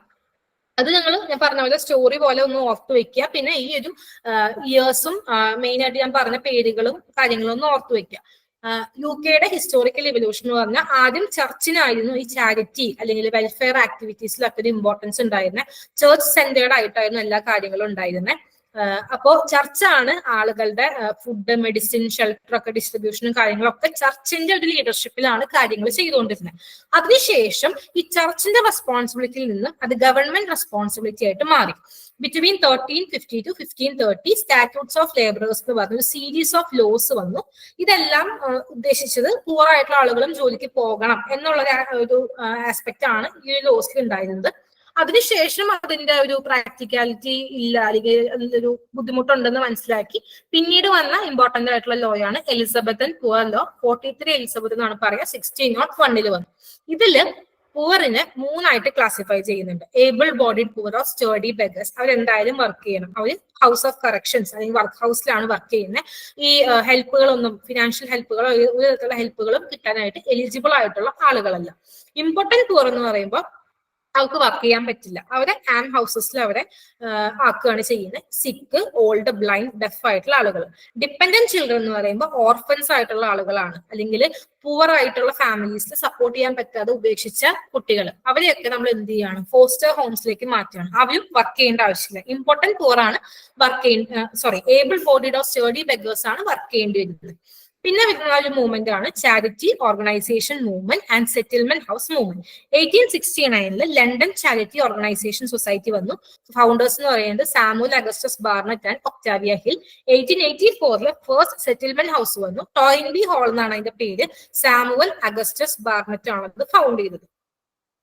പിന്നെ വളരെ ഇമ്പോർട്ടന്റ് ആയിട്ടുള്ള ഒരു കേസാണ് പറയുന്നത് beverage report. 1942 sir William beverage ഈ ഒരു റിപ്പോർട്ട് സബ്മിറ്റ് ചെയ്തു. ബെവറേജ് റിപ്പോർട്ട് സബ്മിറ്റ് ചെയ്തു. അതിന്റെ പ്രിൻസിപ്പിൾസ് നമ്മൾ പറഞ്ഞു, എല്ലാ സിറ്റിസൺസും ഈ ഒരു വെൽഫെയർ ആക്ടിവിറ്റിയിൽ വരണം. ഈ ഒരു ഏർണിംഗ് പവർ നഷ്ടപ്പെടുന്ന അല്ലെങ്കിൽ ജോലി ചെയ്യാവുന്ന ഒരു സിറ്റുവേഷൻ നഷ്ടപ്പെടുന്ന ഒരുപാട് റിസ്ക് ഫാക്ടേഴ്സ് ഉണ്ട്. Sickness, unemployment, accident, old age, widowhood, maternity. ഇതെല്ലാം ഒരു സിംഗിൾ ഇൻഷുറൻസിന്റെ കീഴിൽ കൊണ്ടുവരണം. ഇവർക്ക് എല്ലാവർക്കും ഒരു സിംഗിൾ ഇൻഷുറൻസിന്റെ ബേസിസിൽ വേണം അവർക്ക് അതിന്റെ ബെനിഫിറ്റ്സ് കൊടുക്കാന്ന് പറഞ്ഞു. പിന്നെ എല്ലാവരും ഇതിന് കോൺട്രിബ്യൂട്ട് ചെയ്യണം. ഈ ഒരു വെൽഫെയർ ആക്ടിവിറ്റിക്ക് നമ്മൾ കോൺട്രിബ്യൂട്ട് ചെയ്യണമല്ലോ. ഈ കോൺട്രിബ്യൂട്ട് ചെയ്യുമ്പോൾ കോൺട്രിബ്യൂട്ടറുടെ ഇൻകം നമ്മൾ നോക്കണ്ട, എല്ലാവരും ഒരു ഫ്ലാറ്റ് റേറ്റ് ഓഫ് കോൺട്രിബ്യൂഷൻ കൊടുക്കണം. ഇൻകത്തെ ബേസ് ചെയ്യാണ്ട് ഒരു ഫ്ലാറ്റ് റേറ്റ് ഓഫ് കോൺട്രിബ്യൂഷൻ കൊടുത്തോളണം. പിന്നെ ഈ ഒരു വെൽഫെയർ സർവീസ് കിട്ടുന്ന ആളുകൾ അവരുടെ ഇൻകം നമ്മൾ നോക്കണ്ട. അവർ ഈ പറയുന്ന കാറ്റഗറി ഒക്കെ ക്വാളിഫൈ ചെയ്യുന്നുണ്ടോ എന്ന് മാത്രം നോക്കിയാൽ മതി. അവർക്ക് ഈ ബെനിഫിറ്റ് കൊടുക്കണം. ഇൻകത്തെ ബേസ് ചെയ്തത് കൊടുക്കേണ്ട ആവശ്യമില്ല. കൊടുക്കുമ്പോൾ അത് ക്വാളിഫിക്കേഷൻ ഉള്ള എല്ലാവർക്കും അത് കൊടുക്കണം എന്നും ബെവറേജ് പറഞ്ഞു. ഈ ഒരു ബെവറേജ് റിപ്പോർട്ടാണ് UK-യുടെ മോഡേൺ സോഷ്യൽ വെൽഫെയർ ലെജിസ്ലേഷന്റെ ഫൗണ്ടേഷൻ ആയിട്ട് വരുന്നത്. ക്ലിയർ ആണല്ലോ അല്ലെ?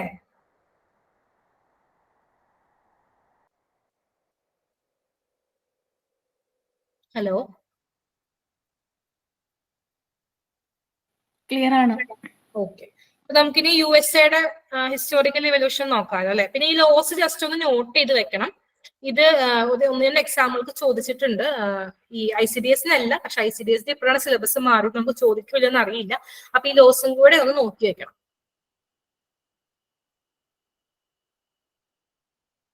സ്പീഡ് ഓക്കെ ആണോ?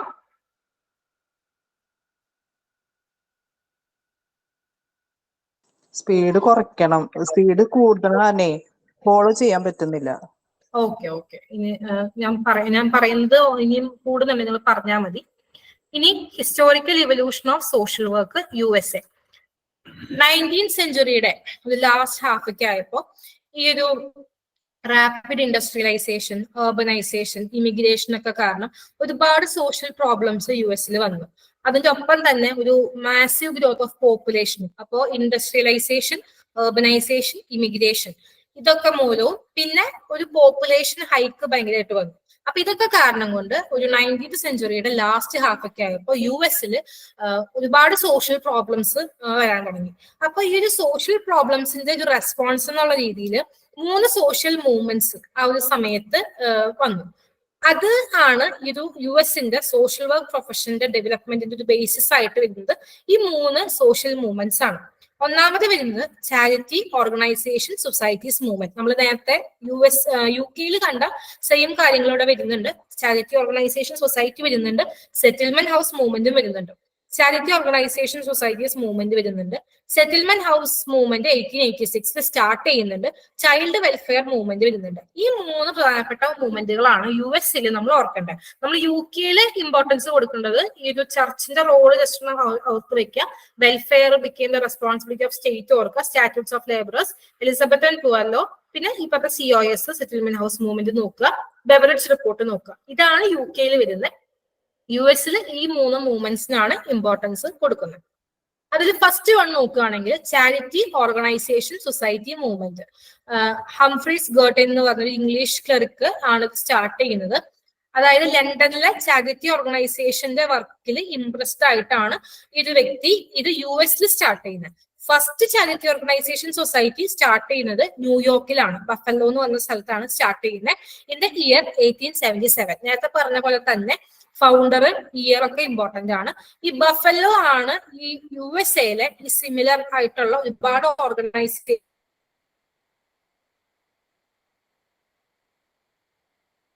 സ്റ്റാർട്ട് ചെയ്തു. ഇതിനെ ബേസ് ചെയ്ത് ഒരുപാട് സിമിലർ ഓർഗനൈസേഷൻസ് USA വന്നു. ഒരു 15 ഇയേഴ്സിനുള്ളിൽ അമേരിക്കയിൽ 92 അമേരിക്കൻ സിറ്റീസിൽ COS ഏജൻസീസ് വന്നു, 15 കൊല്ലം കൊണ്ട്. പിന്നെ ഈ ഒരു ചാരിറ്റി ഓർഗനൈസേഷൻ സൊസൈറ്റി മൂവ്മെന്റ് കൊണ്ട് USA വന്നത് മാറ്റം എന്ന് പറഞ്ഞാൽ കവോട്ടിക് ചാരിറ്റി ടു സയന്റിഫിക് ചാരിറ്റി എന്നുള്ളൊരു ട്രാൻസിഷൻ വന്നു. അതായത് അതിന് മുന്നേ ചാരിറ്റി എന്ന് പറയുമ്പോൾ പലർക്കും പല ഐഡിയ ആണ്, അല്ലെങ്കിൽ പല രീതിയിലാണ് ഈ സർവീസസ് കൊടുക്കുന്നത്. ഇപ്പോ ഇതിന് ക്വാളിഫൈഡ് അല്ലാത്ത ഒരുപാട് പേർക്ക് ഈ സർവീസസ് കിട്ടുന്നു. അതിന് ഒരുപാട് കൺഫ്യൂഷൻസ് ഈ ചാരിറ്റി എന്ന് പറഞ്ഞ ഒരു ഐഡിയനെ ബേസ് ചെയ്തിട്ട് ആളുകൾക്ക് ഉണ്ടായിരുന്നു. അപ്പൊ പല രീതിയിലാണ് സർവീസസ് കൊടുത്തത്. അതെങ്ങനെ സയന്റിഫിക് ആയിട്ട് കൊടുക്കാം, എന്തൊക്കെ അസസ് ചെയ്ത് കൊടുക്കാം, ആ ഒരു രീതിയിലേക്ക് വന്നത് ഈ ഒരു charity organisation society movement USA start ചെയ്തപ്പോ തൊട്ടാണ്. അപ്പൊ കവോട്ടിക് ചാരിറ്റി ടു സയന്റിഫിക് ചാരിറ്റി എന്നുള്ള ആശയം വരുന്നത് ഈ ഒരു സമയത്താണ്. പിന്നെ കേസ് വർക്ക് നമ്മൾ പറഞ്ഞു. കേസ് വർക്കിന്റെ ഒരു ബേസിസ് ഒക്കെ വരുന്നത് ഈ ഒരു ചാരിറ്റി ഓർഗനൈസേഷൻ സൊസൈറ്റി മൂവ്മെന്റ് തൊട്ടാണ് USA. അതായത് ഈ ഇൻഡിവിജ്വൽ കേസസ് ഒക്കെ ഹാൻഡിൽ ചെയ്യേണ്ട ഒരു സിറ്റുവേഷൻ വരികയാണ്. ചാരിറ്റി ഓർഗനൈസേഷൻ സൊസൈറ്റിയുടെ വർക്കിംഗിലാണെങ്കിലും ഓരോ ആൾക്കാരുടെ പ്രശ്നങ്ങൾ ഇൻഡിവിജ്വൽ ബേസിസിൽ നമ്മൾ അഡ്രസ് ചെയ്യണമല്ലോ. അപ്പൊ അങ്ങനെയുള്ള ആൾക്കാരുടെ കാര്യങ്ങൾ അസസ് ചെയ്യാൻ വേണ്ടിയിട്ട് ഫ്രണ്ട്ലി വിസിറ്റേഴ്സ് എന്ന് പറഞ്ഞിട്ടൊരു കോൺസെപ്റ്റ് ഇൻട്രൊഡ്യൂസ് ചെയ്ത്. ഫ്രണ്ട്ലി വിസിറ്റേഴ്സ് എന്ന് പറഞ്ഞാൽ ആസ് എ നെയിം സജസ്റ്റ് അവരുടെ വീടുകളിൽ പോയി അത് വിസിറ്റ് ചെയ്ത് സൗഹൃദപരമായിട്ടുള്ള ഒരു വിസിറ്റ് ഒക്കെ നടത്തി അവരുടെ കാര്യങ്ങളൊക്കെ അസസ് ചെയ്യാനുള്ള ഒരു കോൺസെപ്റ്റ് ഉദ്ദേശിക്കുന്നുള്ളൂ. അപ്പോൾ ഈ USA ഈ ഇൻഡിവിജ്വൽ കേസസ് അസസ് ചെയ്യാൻ വേണ്ടിയിട്ട് പോയ ഫ്രണ്ട്ലി വിസിറ്റേഴ്സിനോട്ടാണ് ആ ഒരു കേസ് വർക്ക് എന്നുള്ളൊരു ബേസ് വരുന്നത്. കാരണം നിങ്ങളിപ്പോ നോക്ക്, ഇൻഡിവിജ്വൽ കേസസ് എന്നാണ് പറഞ്ഞത്. അപ്പൊ ഇൻഡിവിജ്വൽ കേസസ് അറ്റൻഡ് ചെയ്യുന്ന ആ ഒരു ട്രെൻഡ് തുടങ്ങുന്നത് USA ഫ്രണ്ട്ലി വിസിറ്റേഴ്സ് തൊട്ടാണ്. ക്ലിയർ ആണോ?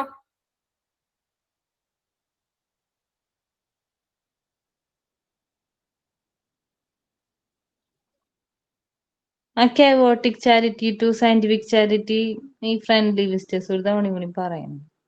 ഓക്കെ.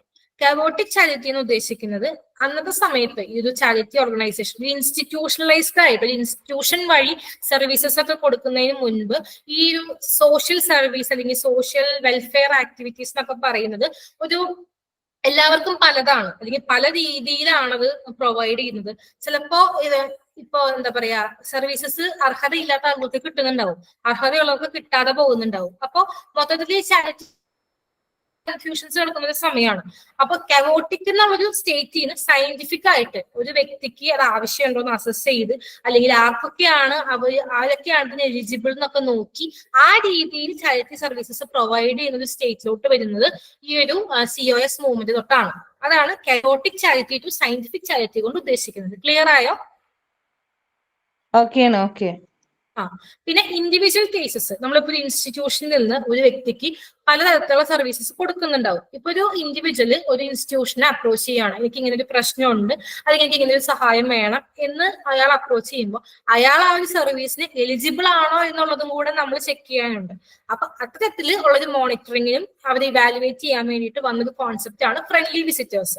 ഫ്രണ്ട്ലി വിസിറ്റേഴ്സ് ഈ ഒരു ക്ലയന്റിന്റെ അല്ലെങ്കിൽ ഒരു ഇൻഡിവിജ്വലിന്റെ വീട്ടിൽ പോയി ഹോം വിസിറ്റ് ആകാം, അല്ലെങ്കിൽ ആ വ്യക്തിയുമായിട്ടുള്ള ഈ ഒരു ഏജൻസിയിൽ നിന്നുകൊണ്ടുള്ള ഇന്ററാക്ഷൻ ആകാം. ആ ഫ്രണ്ട്ലി വിസിറ്റേഴ്സ് ഈ ഒരു വ്യക്തിയെ അസസ് ചെയ്തിട്ട് ഈ ഒരു വ്യക്തി ഇതിന് എലിജിബിൾ ആണോ, അല്ലെങ്കിൽ എന്തൊക്കെ സർവീസസ് ഈ വ്യക്തിക്ക് ഈ ഒരു ഇൻസ്റ്റിറ്റ്യൂഷനിൽ നിന്ന് കൊടുക്കണം, ഇതൊക്കെ ഈ ഒരു അസസ്മെന്റിൽ നിന്നാണ് തീരുമാനിക്കുക. ഇപ്പൊ ഫോർ എക്സാമ്പിൾ ഒരു ഫിനാൻഷ്യൽ ഹെൽപ്പ് വേണ്ട ഒരു വ്യക്തിയാണെന്ന് വിചാരിക്കുക. ആ വ്യക്തിയെ നമ്മൾ പോയി കാണുന്നു, അയാളുടെ എൻവയോൺമെന്റ് നമ്മൾ കാണുന്നു, ആ ഒരു വ്യക്തിയെ നമ്മൾ അസസ് ചെയ്യാണ്. ഓക്കെ, ഇയാൾക്ക് ഇന്ന അസറ്റ്സ് ഒക്കെ ഉണ്ട്, അപ്പൊ മേ ബി ഇയാൾക്ക് ഈ ഒരു സർവീസ് കൊടുത്തില്ലെങ്കിലും ഇയാളുടെ കാര്യങ്ങൾ നടത്താനുള്ള ഫിനാൻഷ്യൽ കേപ്പബിലിറ്റി വ്യക്തിക്ക് ഉണ്ട്. സോ ഈ വ്യക്തിക്ക് ഇന്നൊരു സർവീസ് കൊടുക്കണ്ട, അല്ലെങ്കിൽ ഈ വ്യക്തിക്ക് ഒരു സോഷ്യൽ സപ്പോർട്ട് ഇല്ല, ബന്ധുക്കളില്ല, അല്ലെങ്കിൽ അയൽപക്കക്കാര് ഈ വ്യക്തിയെ ഒട്ടും സപ്പോർട്ട് ചെയ്യുന്നില്ല, ഒരു സോഷ്യൽ സപ്പോർട്ട് ഇല്ല, ഈ വ്യക്തിക്ക് ഫിനാൻഷ്യലി ഈ വ്യക്തി പുവറാണ്, സോ ഈ വ്യക്തിക്ക് നമുക്ക് ഈ ഒരു സർവീസ് കൊടുക്കാം. അങ്ങനെ അസസ് ചെയ്യാൻ വേണ്ടിയിട്ട് പോകുന്ന ഫ്രണ്ട്ലി വിസിറ്റേഴ്സ് ആണ് ഇവിടെ ഉദ്ദേശിക്കുന്നത്. ഈ ഒരു കോൺസെപ്റ്റ് വരുന്നത് ഈ COS മൂവ്മെന്റ് തൊട്ടാണ്. അപ്പൊ ഈ ഫ്രണ്ട്ലി വിസിറ്റേഴ്സ് ആണ് ഭാവിയിൽ ഈ ഒരു കേസ് വർക്കർ എന്നുള്ള രീതിയിലേക്ക് ഇവോൾവ് ആയി വന്നതെന്നാണ് പറഞ്ഞത്. ക്ലിയർ ആയോ? ക്ലിയർ ആണ്. ഓക്കെ. നെക്സ്റ്റ് വരുന്നത് സെറ്റിൽമെന്റ് ഹൗസ് മൂവ്മെന്റ്. നേരത്തെ പറഞ്ഞ പോലെ തന്നെ സെറ്റിൽമെന്റ് ഹൗസ് മൂവ്മെന്റിന്റെ പേര്, അതിന്റെ ഫൗണ്ടേഴ്സ്, ഇയർ ഇമ്പോർട്ടന്റ് ആണ്. ചിക്കാഗോയിലാണ് ഇത് സ്ഥാപിച്ചത്. ഹൾ ഹൗസ് എന്നാണ് സെറ്റിൽമെന്റ് ഹൗസിന്റെ പേര്. അപ്പൊ അത് ഓർത്തു വെക്കാം. അത് സ്ഥാപിച്ചത് Jane Addams and Ellen Gates Starr എന്ന് പറഞ്ഞ രണ്ടുപേരാണ്. 1889 സെറ്റിൽമെന്റ് ഹൗസ് മൂവ്മെന്റ് സ്റ്റാർട്ട് ചെയ്യുന്നത്. അപ്പോൾ 2 സെറ്റിൽമെന്റ് ഹൗസുകൾ നമ്മളിപ്പോ പഠിച്ചു. അപ്പൊ അതിന്റെ ഇയർ കൺഫ്യൂസ്ഡ് ആവാതെ നോക്കണം. പിന്നെ UK ഫസ്റ്റ് ഒക്കെ സ്റ്റാർട്ട് ചെയ്യുന്നത്. ആ ഒരു ഓർമ്മയിൽ പഠിച്ചു വെക്കാം. ഇവിടെ ഈ ഒരു സെറ്റിൽമെന്റ് ഹൗസ് മൂവ്മെന്റിൽ ഉദ്ദേശിക്കുന്നത്, അവർ ബിലീവ് ചെയ്യുന്നത് കമ്മ്യൂണിറ്റീസിനെ നമ്മൾ എംപവർ ചെയ്യാം. എങ്ങനെ? നെയ്ബർഹുഡ് എംപവറിംഗ് വഴി. അതായത് വളരെ ബേസിക് ലെവലിലോട്ട് ഈ ഒരു എംപവർമെന്റ് കൊണ്ടുവരുമ്പോൾ അറ്റ് ദി എൻഡ് കമ്മ്യൂണിറ്റീസിന്റെ എംപവർമെന്റ് പോസിബിൾ ആവും എന്നുള്ളതാണ് ഇവര് മുന്നോട്ട് വയ്ക്കുന്ന ആശയം. ഇവര് ഉപയോഗിച്ച മെത്തേഡ്സ് എന്ന് പറയുന്നത് ഗ്രൂപ്പ് വർക്ക് ഉപയോഗിച്ചിട്ടുണ്ട്.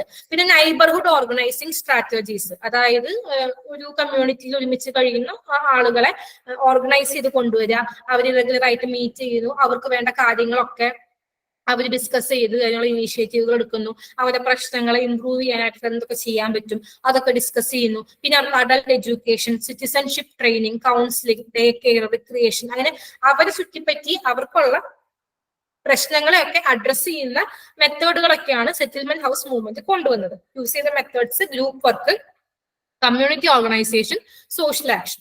ഇതാണ് സെറ്റിൽമെന്റ് ഹൗസ് മൂവ്മെന്റ് കൊണ്ട് ഉദ്ദേശിക്കുന്നത്. അതായത് നെയ്ബർഹുഡ്, വളരെ ബേസിക് ആയിട്ട് നമ്മുടെ ചുറ്റുവട്ടത്തുള്ള ആളുകളെ ഇനീഷ്യലി എംപവർ ചെയ്യുക. അത് കഴിഞ്ഞ് നെക്സ്റ്റ് ലെവലിലേക്ക് അങ്ങനെ കമ്മ്യൂണിറ്റീസിനെ ലാസ്റ്റ് അല്ലെങ്കിൽ അവസാനം ആ ഒരു കമ്മ്യൂണിറ്റി എംപവർമെന്റ് പോസിബിൾ ആവും എന്നുള്ളത്. ഗ്രൂപ്പ് വർക്ക്, നൈബർഹുഡുകളെ ഓർഗനൈസ് ചെയ്യുക, ഗ്രൂപ്പ് ഓഫ് ഒരുമിച്ച് ജീവിക്കുന്ന ഗ്രൂപ്പ് ഓഫ് ആളുകളെ ഓർഗനൈസ് ചെയ്ത് അവർക്ക് adult education, citizenship training, counselling, day care, recreation ഒക്കെ കൊടുക്കുക. ഗ്രൂപ്പ് വർക്കും കമ്മ്യൂണിറ്റി ഓർഗനൈസേഷനും സോഷ്യൽ ആക്ഷനാണ് ഉപയോഗിച്ച മെത്തേഡ്സ്. ഇത് അത്ര ഇമ്പോർട്ടന്റ് അല്ല. ബേസിക്കലി ഇമ്പോർട്ടന്റ് എന്ന് പറയുന്നത് ഫൗണ്ടർ ആരാണ്, ഇയർ, പിന്നെ ഹൾ ഹൗസ് എന്നുള്ള പേര്, അതൊക്കെയാണ് ബേസിക്കലി ഇമ്പോർട്ടന്റ് ആയിട്ടുള്ള കാര്യങ്ങൾ വരുന്നത്. ക്ലിയർ ആണോ?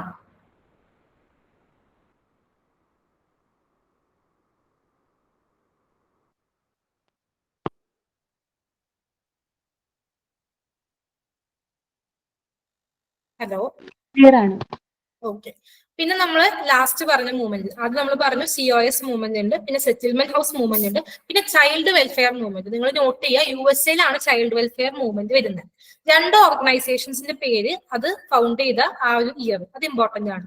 ദ ചിൽഡ്രൻസ് എയ്ഡ് സൊസൈറ്റി 1853 അത് സ്ഥാപിച്ചത്. The society for the prevention of cruelty to children 1875 സ്ഥാപിച്ചത്. ന്യൂയോർക്ക് സിറ്റിയിലാണ് ഇത് സ്റ്റാർട്ട് ചെയ്തത്. ബേസിക് എലമെന്റ്സ്, ഒരു ചൈൽഡ് വെൽഫെയർ മൂവ്മെന്റിന് വേണ്ട ബേസിക് എലമെന്റ്സ് ഒക്കെ ഫോം ചെയ്യുന്നത് ഈ 2 ഇൻസ്റ്റിറ്റ്യൂഷൻസിലാണ്. 1729 ട്രേസ് ബാക്ക് ചെയ്ത് നോക്കുമ്പോൾ ഓൾറെഡി ചൈൽഡ് വെൽഫെയർ മൂവ്മെന്റ് ഒക്കെ സ്റ്റാർട്ട് ചെയ്തത് കാണുന്നുണ്ട്. പോർച്ചുലീൻ സിസ്റ്റേഴ്സ് ന്യൂ ഓർലിയൻസ് ഫോർ ഓർഫൻസിൽ അവിടെ ഒരു ഇൻസ്റ്റിറ്റ്യൂഷൻ സ്ഥാപിച്ചതൊക്കെ കാണുന്നുണ്ട്. പക്ഷെ ബേസിക്കലി ചൈൽഡ് വെൽഫെയർ മൂവ്മെന്റ് എന്നുള്ള രീതിയിലേക്ക് വരുമ്പോൾ children's aid society for the prevention of cruelty to children ആണ് പറയുന്നത്. ഇവിടെ ബേസിക് കൺസേൺ ഉദ്ദേശിക്കുന്നുണ്ടെങ്കിൽ ഇൻഅഡിക്വേറ്റ് ആയിട്ടുള്ള വീടുകൾ, അതായത് ഒരു കുട്ടിയുടെ വളർച്ചയ്ക്ക് ആവശ്യമായ ഒരു ഫിനാൻഷ്യൽ സപ്പോർട്ട് ഇല്ല, അല്ലെങ്കിൽ ആ കുട്ടിയുടെ എൻവയോൺമെന്റ് ഓക്കെ അല്ല, അങ്ങനെയൊക്കെയുള്ള സ്ഥലങ്ങളിലുള്ള കുട്ടികളെ റെസ്ക്യൂ ചെയ്യാം. അല്ലെങ്കിൽ സ്ട്രീറ്റിൽ കണ്ടെത്തുന്ന ഉപേക്ഷിക്കപ്പെട്ട അല്ലെങ്കിൽ ഓർഫൻസ് ആയിട്ടുള്ള കുട്ടികളെ അവരെ റെസ്ക്യൂ ചെയ്യാം. അതിനുശേഷം അവർക്ക് അവരുടെ ബെറ്റർ ലിവിങ് സിറ്റുവേഷൻസ് കണ്ടെത്തി കൊടുക്കുക. ഫോസ്റ്റർ ഹോംസിലേക്ക് ആക്കുന്നവരുണ്ട്, അല്ലെങ്കിൽ ഇപ്പോ നോക്കാനായിട്ട് വില്ലിങ് ആയിട്ടുള്ള ഫോസ്റ്റർ പാരന്റ്സിലേക്ക് അവരാക്കുക, അങ്ങനെയൊക്കെയുള്ള കോൺസെപ്റ്റുകൾ ഉണ്ടല്ലോ. അപ്പൊ അതൊക്കെയാണ് ബേസിക്കലി ചൈൽഡ് വെൽഫെയർ മൂവ്മെന്റ് കൊണ്ട് ഉദ്ദേശിക്കുന്നത്. അപ്പൊ children's aid society 1853, the society for the prevention of cruelty to children, ഇതാണ് ചൈൽഡ് വെൽഫെയർ മൂവ്മെന്റിൽ ഇമ്പോർട്ടന്റ് ആയിട്ട് വരുന്ന 2 ഇൻസ്റ്റിറ്റ്യൂഷൻസ്. കുട്ടികളെ റെസ്ക്യൂ ചെയ്യുന്നു, അത് സ്ട്രീറ്റിൽ നിന്നാവട്ടെ അല്ലെങ്കിൽ ഇൻഅഡിക്വേറ്റ് ഹോംസിൽ നിന്നായിക്കോട്ടെ, എന്നിട്ട് അവർക്ക് ഹോൾസം ലിവിങ് സിറ്റുവേഷൻസിലേക്ക് അവരെ ആക്കുക എന്നുള്ളതാണ് ചൈൽഡ് വെൽഫെയർ മൂവ്മെന്റ് കൊണ്ട് ഉദ്ദേശിക്കുന്നത്. പിന്നെ USA പ്രൊഫഷണൽ സോഷ്യൽ വർക്കിന്റെ ഡെവലപ്മെന്റ് എങ്ങനെയാണെന്നുള്ളത്, അല്ലെങ്കിൽ ഏറ്റവും ഇമ്പോർട്ടന്റ് ആയിട്ടുള്ള കാര്യങ്ങൾ. മേരി ഇ റിച്ച്മണ്ട്, ഈ നെയിം വളരെ ഇമ്പോർട്ടന്റ് ആണ്. US first professional social worker എന്ന് അറിയപ്പെടുന്നത് മേരി ഇ റിച്ച്മണ്ട് ആണ്. ആള് ബാൽട്ടിമർ ചാരിറ്റി ഓർഗനൈസേഷൻ സൊസൈറ്റിയുടെ അസിസ്റ്റന്റ് ട്രഷറർ ആയിരുന്നു. അതത്ര ഇമ്പോർട്ടന്റ് അല്ല. പിന്നെ Jane Addams, Florence Kelley, Edith Abbott, ഇങ്ങനെയുള്ള ഒരുപാട് സോഷ്യൽ വർക്കേഴ്സ് ആ സമയത്ത് ഉണ്ടായിരുന്നു. ഇവരൊക്കെ ചെയ്തത് ഈ നമ്മൾ നേരത്തെ പറഞ്ഞ നൈബർഹുഡുകളെ ഓർഗനൈസ് ചെയ്യുന്ന കാര്യങ്ങളൊക്കെ ഉണ്ടല്ലോ, നൈബർഹുഡ് ഓർഗനൈസേഷൻസിന്റെ വർക്കിംഗ് കണ്ടീഷൻസ് ഇംപ്രൂവ് ചെയ്യാൻ വേണ്ടിയിട്ട് ലെജിസ്ലേഷനിൽ മാറ്റം കൊണ്ടുവരും. ഈ ലെജിസ്ലേഷൻ അത് പുതിയ ലെജിസ്ലേഷൻസ് കൊണ്ടുവരിക. അതായത് പുതിയ നിയമങ്ങൾ, സോഷ്യൽ വെൽഫെയർ ആയിട്ടുള്ള നിയമങ്ങൾ ഇവരുടെ ഈ നൈബർഹുഡ് ഓർഗനൈസേഷൻസിന്റെ വർക്കിംഗ് കണ്ടീഷൻസ് ഇംപ്രൂവ് ചെയ്യാൻ വേണ്ടി കൊണ്ടുവരിക. അതിന് വേണ്ടിയിട്ട് ട്രൈ ചെയ്തിരുന്ന അല്ലെങ്കിൽ എഫേർട്സ് എടുത്തിരുന്ന ആൾക്കാരാണ് Jane Addams, Florence Kelley, Edith Albert എന്നൊക്കെ പറയുന്ന സോഷ്യൽ വർക്കേഴ്സ്. പിന്നെ മേരി റിച്ച്മണ്ടിന്റെ 2 ബുക്സ് വളരെ ഇമ്പോർട്ടന്റ് ആണ്. സോഷ്യൽ ഡയഗ്നോസിസ്, USA സോഷ്യൽ വർക്കിന്റെ ഒരു തിയററ്റിക്കൽ ബേസിസിന്റെ ഒരു ഫൗണ്ടേഷൻ ആയിട്ട് ആക്ട് ചെയ്യുന്നത് സോഷ്യൽ ഡയഗ്നോസിസ് എന്ന് പറഞ്ഞ ബുക്കാണ്. അതായത് ഒരു സോഷ്യൽ വർക്ക് എന്ന് പറഞ്ഞാൽ എന്താണ്, അതിനൊരു തിയററ്റിക്കൽ നോളജിന്റെ ഒരു ബേസിസ് എന്ന് പറയുന്നത് സോഷ്യൽ ഡയഗ്നോസിസ് എന്ന് പറഞ്ഞ മേരി റിച്ച്മണ്ടിന്റെ ബുക്കാണ്. 1970 ഈ ബുക്ക് ഇറങ്ങുന്നത്. അതാണ് US ഫൗണ്ടേഷൻ ആയിട്ട് ആക്ട് ചെയ്യുന്നത്. ഇത് ഒരു സോഷ്യൽ വർക്കിന്റെ തിയററ്റിക്കൽ നോളജിന്റെ ഫൗണ്ടേഷൻ എന്ന് പറഞ്ഞാൽ അത് ഈ പുസ്തകമാണ്. പിന്നെ വരുന്ന ഒരു പുസ്തകം what is social case work and introductory description. അത് സോഷ്യൽ കേസ് വർക്കിനെ ബേസ് ചെയ്തിട്ടുള്ള കുറച്ചും കൂടെ സ്പെഷ്യലൈസ്ഡ് ആയിട്ടുള്ള ഒരു ബുക്കാണ്. അതും മേരി റിച്ച്മണ്ടിന്റെ ആണ്. 1922 ഈ പുസ്തകം ഇറങ്ങുന്നത്. സോ അതാണ് USA historical evolution of social work എന്ന് പറയുന്നത്. നമ്മൾ പറഞ്ഞു ഇൻഡസ്ട്രിയലൈസേഷൻ, urbanization, ഇമിഗ്രേഷൻ ഒക്കെ വഴി, പിന്നെ പോപ്പുലേഷൻ ഗ്രോത്ത് വഴി US last half of 19th സെഞ്ച്വറിയിൽ ഒരുപാട് സോഷ്യൽ പ്രോബ്ലംസ് ഉണ്ടായിരുന്നു. അപ്പോൾ ഇതിനൊക്കെ സോൾവ് ചെയ്യാവുന്ന രീതിയിലേക്കാണ് പതിയെ പതിയെ സോഷ്യൽ മൂവ്മെന്റ്സ് വരാൻ തുടങ്ങിയത്.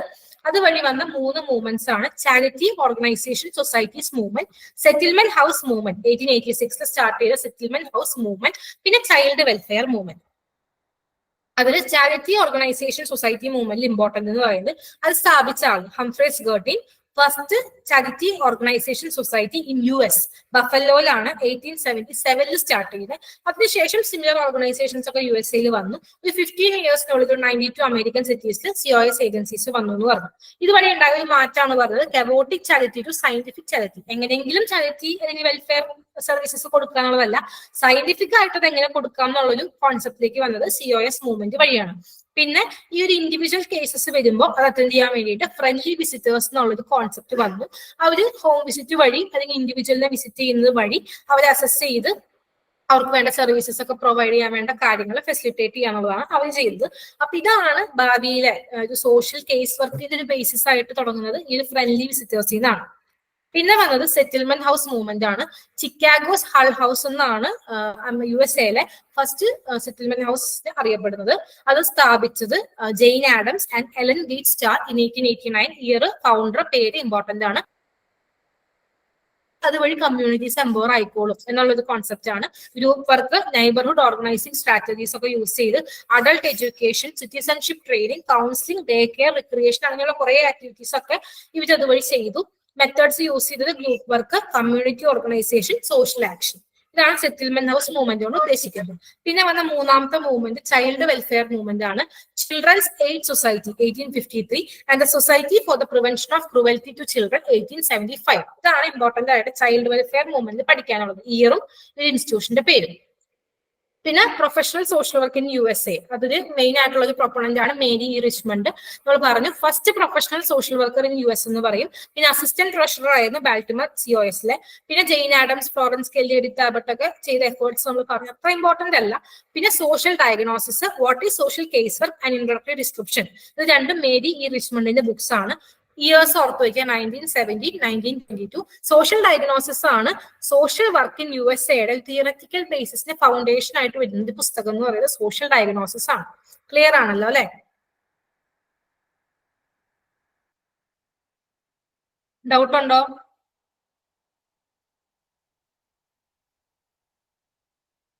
ക്ലിയർ ആണ്.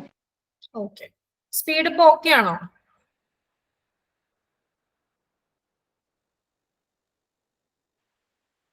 സെക്കൻഡ് ബുക്കിന്റെ പേരൊന്നും കൂടെ പറയോ? എന്തായിരുന്നു സെക്കൻഡ് ബുക്കിന്റെ പേരൊന്നും കൂടെ പറയോ? Mary Richmond. What is social case work and introductory description 1922.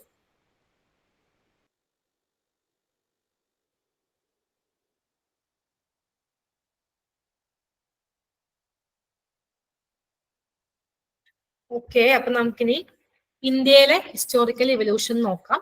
ഇന്ത്യയിലെ കുറച്ചും കൂടെ വാസ്റ്റ് ആയിട്ട് അതിന്റെ കണ്ടന്റ് ഉണ്ട്. പക്ഷെ ഇത് നമുക്ക് ജസ്റ്റ് ഒന്ന് അറിഞ്ഞിരുന്നാൽ മതി. ഇതിന് ഒരുപാട് ചോദ്യങ്ങളൊന്നും ചോദിക്കില്ല.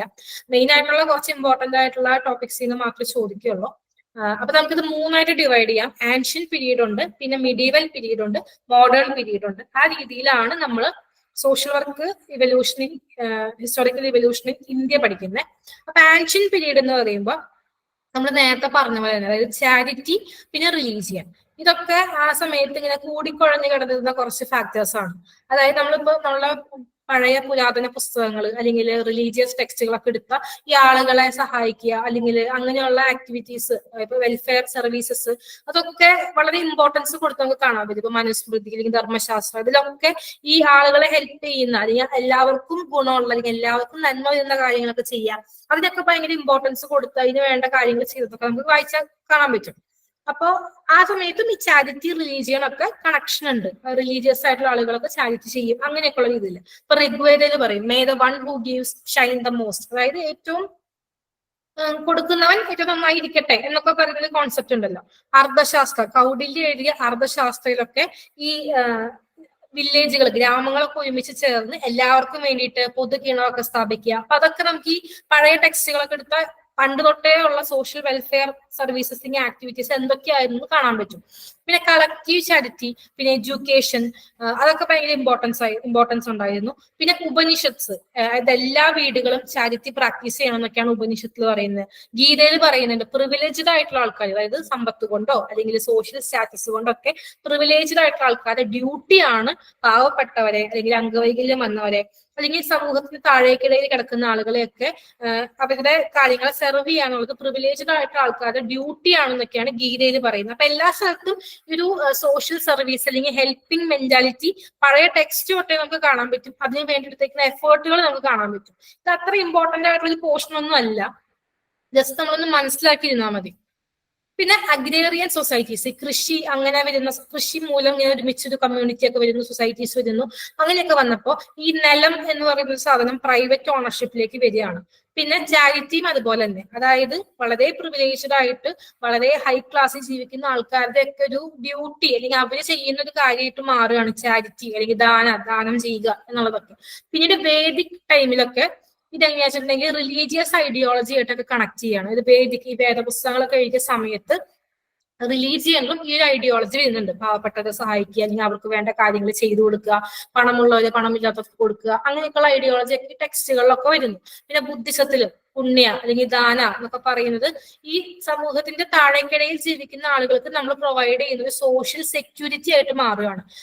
അതിനു വേണ്ടി നമ്മൾ ഉപയോഗിക്കുന്ന ഫണ്ടൊക്കെ നമ്മൾ ആർക്കൊക്കെ കൊടുക്കണം? ബ്ലൈൻഡ് ആയിട്ടുള്ള, ഡെസ്റ്റിറ്റ്യൂട്ട്, അനാഥരായിട്ടുള്ള ആളുകൾ, അല്ലെങ്കിൽ ഇൻവാലിഡ്, ഇൻഫേം, ഓർഫൺ, വിഡോഡ്, അതായത് ഇതൊന്നും ചെയ്യാൻ പറ്റാത്ത അല്ലെങ്കിൽ ദുർബലരായ ആളുകൾക്കൊക്കെ കൊടുക്കുക എന്നുള്ളതാണ് ഈ ബുദ്ധിസം അതൊക്കെ പ്രൊമോട്ട് ചെയ്യുന്ന ആശയങ്ങൾ. പിന്നെ ജനറൽ വെൽഫെയർ, അതായത് എല്ലാവരുടെയും പൊതുക്ഷേമം, പിന്നെ റോഡുകൾ നിർമ്മിക്കുക, പിന്നെ കൃഷി, അതൊക്കെ ഈ ഒരു വെൽഫെയർ സർവീസസ് വരുന്ന കാര്യങ്ങളായിട്ട് മാറി. കൗടില്യ തന്നെ ആളുടെ റൈറ്റിംഗ്സിലൊക്കെ പറയുന്ന കാര്യമാണ്, അതായത് രാജാവിന്റെ ഡ്യൂട്ടിയാണ് അയാളുടെ സബ്ജക്ട്സ്, അതായത് അയാളുടെ പ്രജകളുടെ ക്ഷേമവും സന്തോഷവുമാണ് രാജാവിന്റെ ഡ്യൂട്ടി. അപ്പൊ ഇതിലൊക്കെ എല്ലാ ആസ്പെക്റ്റിലും ഈ സോഷ്യൽ വെൽഫെയർ അല്ലെങ്കിൽ സോഷ്യൽ സർവീസ് എന്നുള്ളത് ഇമ്പോർട്ടന്റ് ആയിട്ട് വരുന്നുണ്ട്. അശോക പിന്നെ കനിഷ്ക ഇവരുടെയൊക്കെ ഭരണകാലത്തും ഈ സോഷ്യൽ വെൽഫെയർ ആക്ടിവിറ്റീസ് ഒക്കെ നടന്നത് നമ്മളുടെ ഹിസ്റ്ററികളിലൊക്കെ നോക്കി നമുക്ക് കാണാൻ പറ്റും. അതായത് വുമന്റെ വെൽഫെയർ, പ്രിസണേഴ്സ് ആയിട്ടുള്ള ഈ തടവുകാരുടെ ഒരു പുനരധിവാസം, പിന്നെ റൂറൽ ഡെവലപ്മെന്റ്, പിന്നെ ഫ്രീ ആയിട്ടുള്ള മെഡിക്കൽ കെയർ, ഈ ഒരു വേശ്യാവൃത്തി ഇതിലൊക്കെ ഒരു റെഗുലേഷൻ കൊണ്ടുവരിക, പിന്നെ പബ്ലിക് യൂട്ടിലിറ്റി സർവീസസ്, ഇതിനൊക്കെയുള്ള പ്രൊവിഷൻസ് ഈ രാജാക്കന്മാരുടെ കാലഘട്ടത്തിൽ നമുക്ക് കാണാം. അതൊക്കെ ആ സമയത്ത് ഉണ്ടായിരുന്ന ഒരു സോഷ്യൽ വെൽഫെയർ ആക്ടിവിറ്റീസ് ആണ് ഉദ്ദേശിക്കുന്നത്. അപ്പൊ ഇത്രയേ ഉള്ളൂ ആൻഷ്യൻ പീരീഡിൽ എന്ന് പറയുമ്പോൾ റിലീജിയസ് ടെക്സ്റ്റുകളിലും അല്ലെങ്കിൽ ആ സമയത്തുള്ള പുസ്തകങ്ങളിലെല്ലാം ഈ ഒരു ചാരിറ്റിക്ക് ഭയങ്കര ഇമ്പോർട്ടൻസ് ഉണ്ടായിരുന്നു. ആ സമയത്ത് ഈ ഋഗ്വേദ, അർത്ഥശാസ്ത്ര, ഉപനിഷത്ത്, ഗീതയിലൊക്കെ ഈ പാവപ്പെട്ടവരെ സഹായിക്കുക നമ്മളെ ഡ്യൂട്ടിയാണ്, ഉള്ളവനില്ലാത്തവന് കൊടുക്കണമെന്നുള്ള ഡ്യൂട്ടിയാണ്, അതൊക്കെ ഈ പഴയ ടെക്സ്റ്റുകളിൽ മെൻഷൻ ചെയ്തിട്ടുണ്ട്. അതാണ് ബേസിക്കലി ഉദ്ദേശിക്കുന്നത്. പിന്നെ രാജാക്കന്മാരുടെ കാലമൊക്കെ ആയപ്പോഴേക്കും അവരും ഈ ആളുകളുടെ ക്ഷേമത്തിന് വേണ്ടി പ്രവർത്തിക്കണം, അല്ലെങ്കിൽ അത്തരത്തിൽ പ്രവർത്തിച്ചിട്ടുള്ള കാര്യങ്ങൾ നമ്മളിപ്പോ ഹിസ്റ്ററി ഒക്കെ എടുത്ത് നോക്കുമ്പോൾ, ഹിസ്റ്ററി ടെക്സ്റ്റ് ഒക്കെ എടുത്ത് നോക്കുമ്പോൾ കാണാൻ പറ്റും. അവരുടെ വെൽഫെയറിന് വേണ്ടി ഒരുപാട് ആക്ടിവിറ്റീസ് രാജാക്കന്മാരുടെ കാലം തൊട്ട് ചെയ്തിട്ടുണ്ടെന്നുള്ളതാണ് ഉദ്ദേശിക്കുന്നത്. അപ്പൊ ഇത്രയുള്ള ആൻഷ്യൻ പീരീഡിൽ ഉദ്ദേശിക്കുന്നത്, അതായത് റിലീജിയനും ചാരിറ്റിയും തമ്മിൽ ബന്ധം ഉണ്ടായിരുന്നു. നമ്മളുടെ ഡ്യൂട്ടിയാണ്, നമുക്ക് ഉണ്ടെങ്കിൽ ഇല്ലാത്ത ഒരാൾക്ക് നമ്മളെ കൊണ്ട് പറ്റുന്ന പോലെ കൊടുക്കുക എന്നുള്ളത് നമ്മളെ ഡ്യൂട്ടി ആയിട്ട് മാറി. ഇത്രയാണ് ഉദ്ദേശിക്കുന്നുള്ളൂ. പിന്നെ രാജാക്കന്മാരുടെ കാലത്ത് അവരും ഒരുപാട് വെൽഫെയർ ആക്ടിവിറ്റീസ് ചെയ്തിട്ടുണ്ട്. ഇത്രയേ ഉദ്ദേശിക്കുന്നുള്ളൂ ഈ ഒരു ആൻഷ്യൻ പീരീഡിലെ സോഷ്യൽ വർക്ക് കൊണ്ട്. പിന്നെ മിഡീവൽ പീരീഡിലേക്ക് വരികയാണെങ്കിൽ ആ സമയത്ത് മുസ്ലിം സുൽത്താൻമാരുടെയൊക്കെ ഭരണമുള്ള സമയമാണ്. ആ സമയത്തും ഇതുപോലെയുള്ള സോഷ്യൽ സർവീസ് ആക്ടിവിറ്റീസ് ഒക്കെ നടക്കുന്നുണ്ട്. റിലീജിയനിലും എഡ്യൂക്കേഷനിലും ഒക്കെ നടക്കുന്നുണ്ട്. ഈ രാജാക്കന്മാരുടെ ഡ്യൂട്ടീസ് എന്ന് പറഞ്ഞാൽ സോഷ്യൽ വെൽഫെയറിൽ വരുന്ന ഡ്യൂട്ടീസ് എന്ന് പറഞ്ഞിട്ടുണ്ടെങ്കിൽ സമാധാനം നിലനിർത്തുക ആ രാജ്യത്ത്, പിന്നെ മറ്റ് ബാഹ്യ ശക്തികൾ എക്സ്റ്റേണൽ ഫോഴ്സസിനൊക്കെ ജനങ്ങളെ പ്രൊട്ടക്ട് ചെയ്യുക, പിന്നെ ചുങ്കം പിരിക്കുക, പിന്നെ അവരുടെ പ്രജകൾക്ക് നീതി ഉറപ്പുവരുത്തുക. ഇതൊക്കെയാണ് ഈ രാജാക്കന്മാർ മിഡീവൽ ടൈമിലെ സുൽത്താനേറ്റ് എംപറേഴ്സിന്റെ ഒക്കെ ഡ്യൂട്ടി എന്ന് പറയുന്നത്. പിന്നെ ഇപ്പൊ മുസ്ലിംസിന്റെ ഇപ്പൊ മുസ്ലിം സുൽത്താനേറ്റ് പറയാണ് മുസ്ലിംസിന് ഇപ്പൊ നമുക്കറിയാം അവർക്ക് സക്കാത്ത് എന്ന് പറഞ്ഞിട്ടുള്ളൊരു സിസ്റ്റം ഉണ്ട്. അതായത് അണ്ടർ പ്രിവിലേജ്ഡ് ആയിട്ടുള്ള ആൾക്കാർക്ക് ഒരു സക്കാത്ത് കൊടുക്കണം എന്നുണ്ട്. അപ്പൊ അത് ഉദ്ദേശിക്കുന്നത് ആനുവൽ ആയിട്ട് ഒരു ലീഗൽ ചാരിറ്റി കൊടുക്കണം. 5 ഫോംസിലാണ് കൊടുക്കുക: മണി, കാറ്റിൽ, ഗ്രെയിൻ, ഫ്രൂട്ട്, മെർക്കൻഡീസ്. ഈ പലചരക്ക് സാധനങ്ങളെയാണ് ഉദ്ദേശിക്കുന്നത്. അപ്പൊ ഇങ്ങനെയൊക്കെ കൊടുക്കാം. പിന്നെ ഈ രാജാക്കന്മാരുടെ കാലത്തൊക്കെ കുടിവെള്ളത്തിന് വേണ്ട സൗകര്യങ്ങൾ ചെയ്തു കൊടുക്കുക വഴിയോരത്ത്, പിന്നെ മോസ്കുകൾ നിർമ്മിക്കുക, ചാരിറ്റി കൊടുക്കുക പൂറായിട്ടുള്ള ആളുകൾക്ക്. ഇതൊക്കെയാണ് ഈ ഒരു മുസ്ലിം സുൽത്താനേറ്റിന്റെ ടൈമിൽ ഉണ്ടായിരുന്ന വെൽഫെയർ ആക്ടിവിറ്റീസ്. പിന്നെ വളരെ ഇമ്പോർട്ടന്റ് ആയിട്ട് വരുന്ന 2 പോയിന്റ്സ് ആണ്.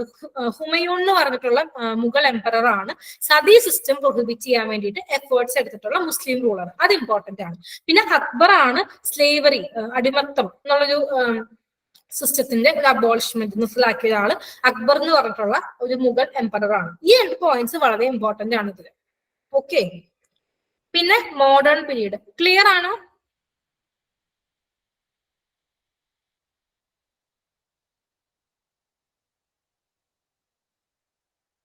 ഹലോ,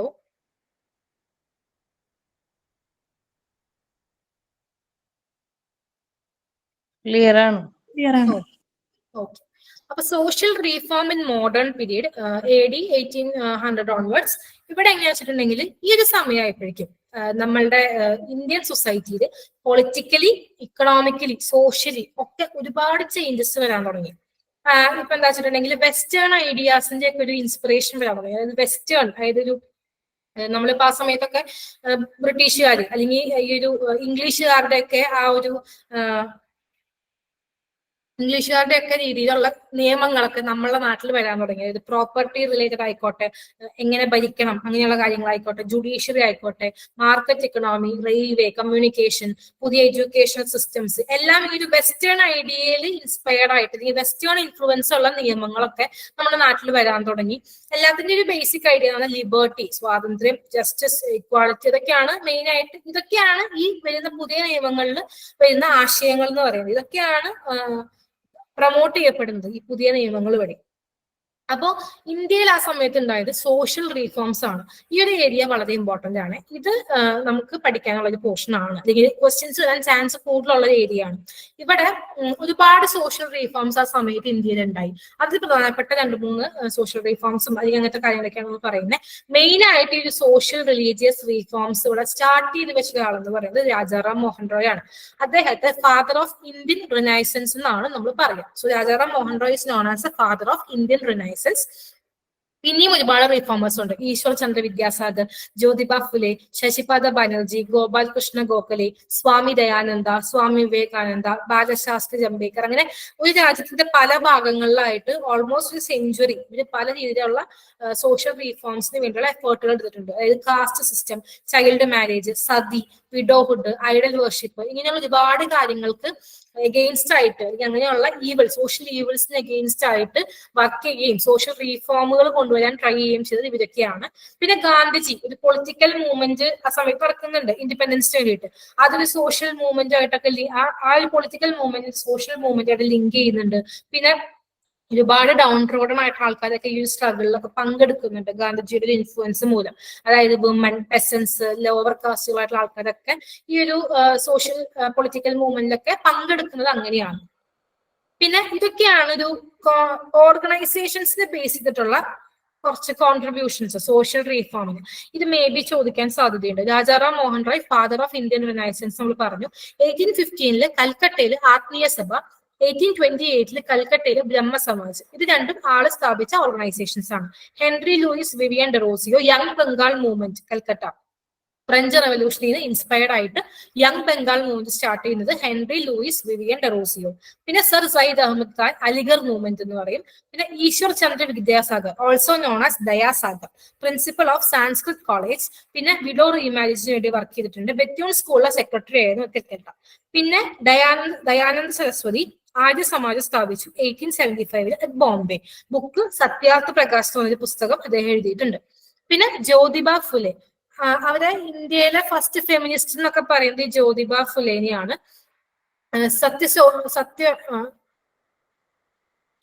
ജ്യോതിബ ഫുലെ അല്ല, ജ്യോതിബ ഫുലെയുടെ വൈഫിനാണ് ഇവർ, സാവിത്രിബായ് ഫുലെ. ഞാൻ ക്ലിയർ ചെയ്തിട്ട് പറഞ്ഞുതരാം. So Jyotiba Phule Satyashodhak Samaj at Pune in 1873, Nawab Abdul Latif Mohammedan literary society in 1863 at Calcutta, Pandit Ramabai Arya Mahila Sabha at Pune Sardar garden. പിന്നെ സ്വാമി വിവേകാനന്ദ, അദ്ദേഹത്തിന്റെ യഥാർത്ഥ പേര് നരേന്ദ്ര ദത്താണ്. അത് നിങ്ങൾക്ക് അറിയായിരിക്കുന്നു വിചാരിക്കുന്നു. പിന്നെ വരുന്നൊരു കേസ് ഗോപാൽകൃഷ്ണ ഗോഖലെയുടെ, അദ്ദേഹം സ്വാമി വിവേകാനന്ദ രാമകൃഷ്ണ മിഷൻ 1897 അറ്റ് ബേലൂർ, കൽക്കട്ട. പിന്നെ Gopalkrishna Gokhale servants of India society 1905 Pune.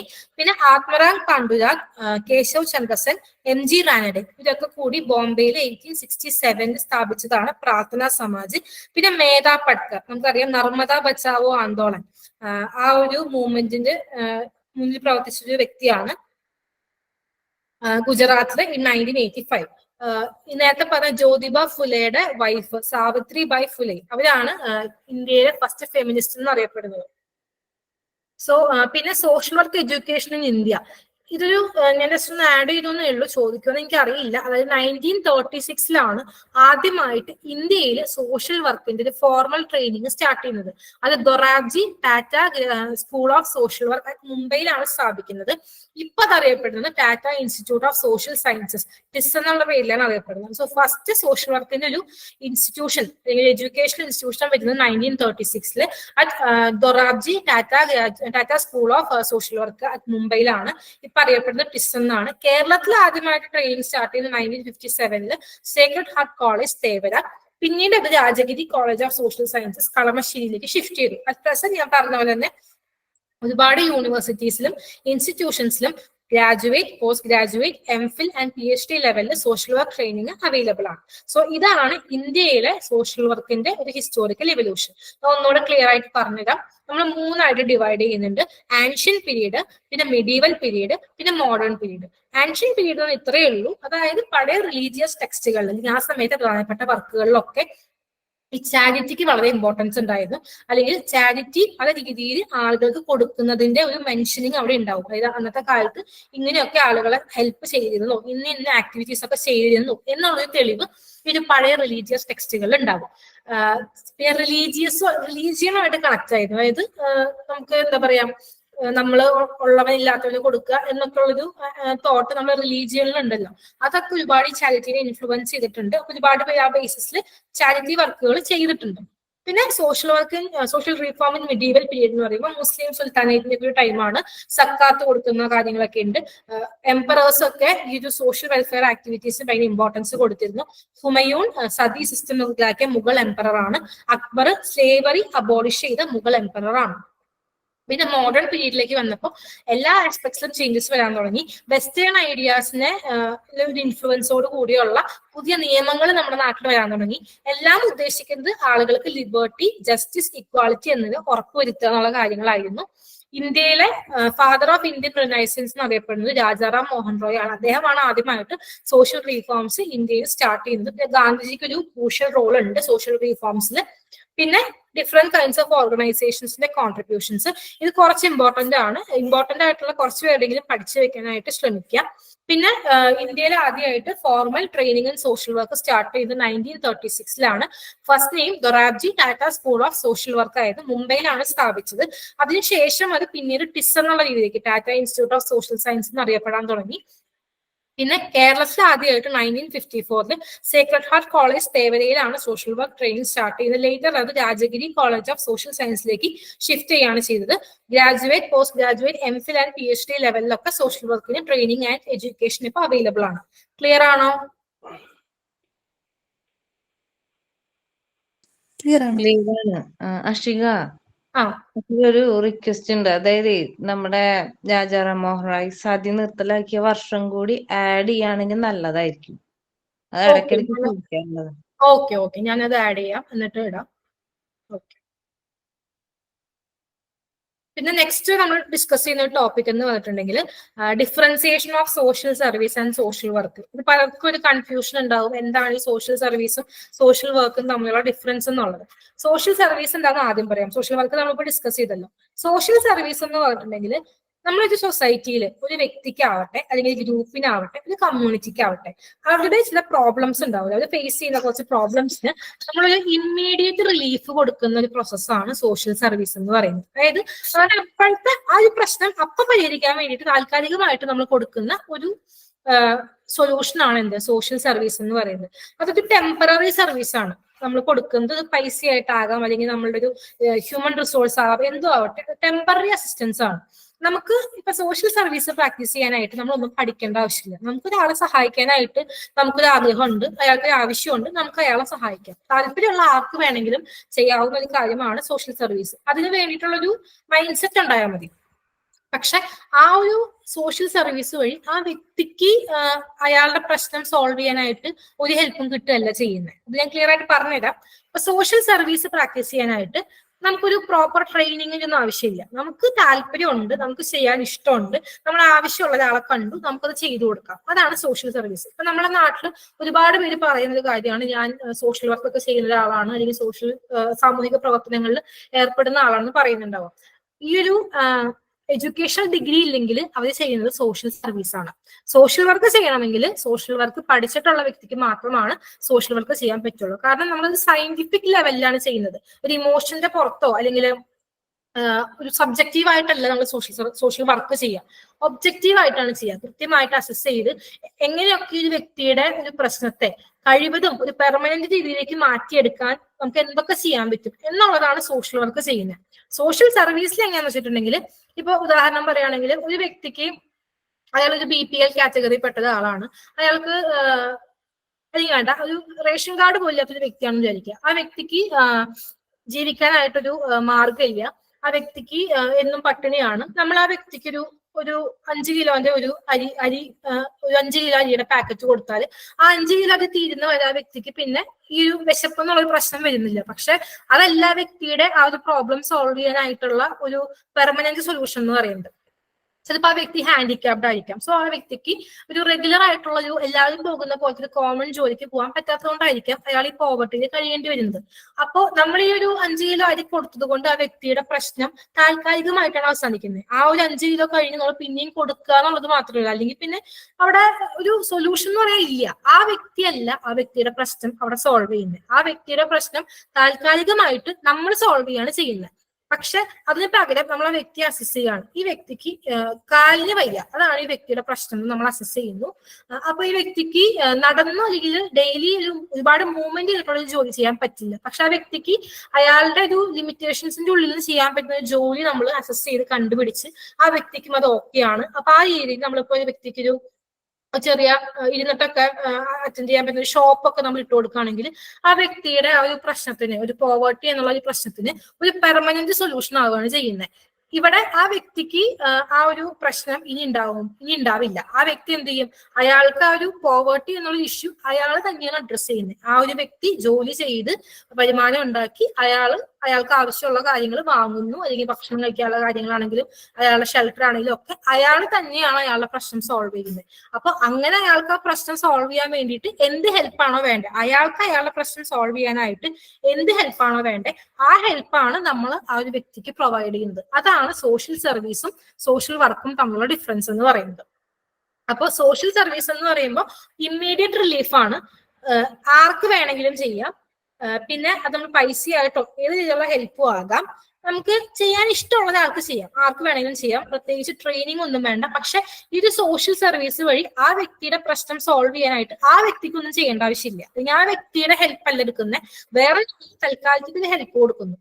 പിന്നെ ഇത് ആർക്ക് വേണമെങ്കിലും ഈ നല്ലൊരു മൈൻഡ് സെറ്റ് ഉള്ള, മറ്റൊരാളെ സഹായിക്കണമെന്ന് തോന്നുന്ന ആർക്ക് വേണമെങ്കിലും സോഷ്യൽ സർവീസ് ചെയ്യാം. ഇനി നമ്മൾ ഡിഫറൻസ് നോക്കുകയാണെങ്കിൽ സോഷ്യൽ സർവീസിൽ ടെമ്പററി അസിസ്റ്റൻസ് ആണ്. സോഷ്യൽ വർക്ക് എന്ന് പറയുമ്പോൾ റിലേറ്റീവ്ലി ഒരു പെർമനന്റ് അസിസ്റ്റൻസ് ആണ്. മാക്സിമം ആ വ്യക്തിയുടെ പ്രശ്നം സോൾവ് ചെയ്യാൻ എന്തൊക്കെ ഹെൽപ്പ് ആ വ്യക്തിക്ക് പ്രൊവൈഡ് ചെയ്യാം, എന്തൊക്കെ ഹെൽപ്പ് ആ വ്യക്തിക്ക് വേണോ അതൊക്കെ ചെയ്തു കൊടുക്കുക. ആ ചെയ്തു കൊടുക്കുന്ന കാര്യങ്ങൾ ഉപയോഗിച്ചുകൊണ്ട് ആ വ്യക്തി തന്നെ അയാളുടെ പ്രശ്നങ്ങളെ മാറ്റുകയാണ് ചെയ്യുന്നത്. സോഷ്യൽ സർവീസ് ഒരു വോളണ്ടറി സർവീസ് ആണ്. നമ്മൾ പറഞ്ഞ ഇഷ്ടമുള്ള ആർക്ക് വേണമെങ്കിലും ചെയ്യാം. പക്ഷെ സോഷ്യൽ വർക്ക് ഒരു പ്രൊഫഷണൽ സർവീസ് ആണ്. പഠിച്ച് ശാസ്ത്രീയമായ ഇതിലാണ് ആ ഒരു വ്യക്തിയുടെ പ്രശ്നം സോഷ്യൽ വർക്കർ പരിഹരിക്കുക. സോഷ്യൽ സർവീസ് ഒരു ചാരിറ്റി വർക്കാണ്. പക്ഷെ സോഷ്യൽ വർക്ക് എന്ന് പറഞ്ഞാൽ അതൊരു സയന്റിഫിക് വർക്കാണ്. തിയററ്റിക്കൽ നോളേജും സ്കിൽസും ടെക്നിക്സും ഒക്കെ ഉപയോഗിച്ച് നമ്മൾ ചെയ്യുന്നത് വർക്കാണ്. സോഷ്യൽ സർവീസിന് ഒരു സ്പെഷ്യലൈസ്ഡ് ട്രെയിനിങ്ങിന്റെ ആവശ്യമില്ല. പക്ഷെ സോഷ്യൽ വർക്കിന് കൃത്യമായ തിയററ്റിക്കൽ നോളേജ് വേണം, സ്പെഷ്യലൈസ്ഡ് ട്രെയിനിങ് വേണം. സോഷ്യൽ സർവീസ് നമുക്ക് പ്രതിഫലമില്ലാത്ത ഒരു കാര്യമാണ് സോഷ്യൽ സർവീസ് എന്ന് പറയുന്നത്. പക്ഷെ സോഷ്യൽ വർക്ക് എന്ന് പറഞ്ഞാൽ ഒരു പെയ്ഡ് ജോബാണ്, റെമ്യൂണറേഷൻ കിട്ടുന്ന ഒരു പെയ്ഡ് ജോബാണ് സോഷ്യൽ വർക്ക് എന്ന് പറയുന്നത്. സോഷ്യൽ സർവീസ് ആർക്ക് വേണമെങ്കിലും പ്രാക്ടീസ് ചെയ്യാം. പക്ഷെ സോഷ്യൽ വർക്ക് ട്രെയിൻഡ് പ്രൊഫഷണൽസ് മാത്രമേ ചെയ്യാൻ പറ്റുള്ളൂ. ക്ലിയർ ആയോ? ക്ലിയർ ആയി. ഓക്കെ, അപ്പൊ നമുക്കൊരു 3 ക്വസ്റ്റ്യൻസ് നോക്കാം. എനിക്ക് ചാറ്റിൽ കാണില്ല, നിങ്ങൾ ജസ്റ്റ് ഒന്നത് മൈക്ക് ഓൺ ആക്കി ആൻസർ പറയുകയായിരിക്കും നല്ലത്. എനിക്ക് ചാറ്റിൽ കാണാൻ പറ്റില്ല. ഇതാണ് ഫസ്റ്റ് ക്വസ്റ്റ്യൻ. പ്രിൻസിപ്പൽ കൗൺസിലറിന് 2014 ചോദിച്ചൊരു ക്വസ്റ്റ്യൻ ആണ്. The traditional concept of social work was an am giving activity, leadership activity, work in voluntary welfare agencies, work in hospitals. ഏതായിരിക്കും ആൻസർ വരിക? Option A, giving activity.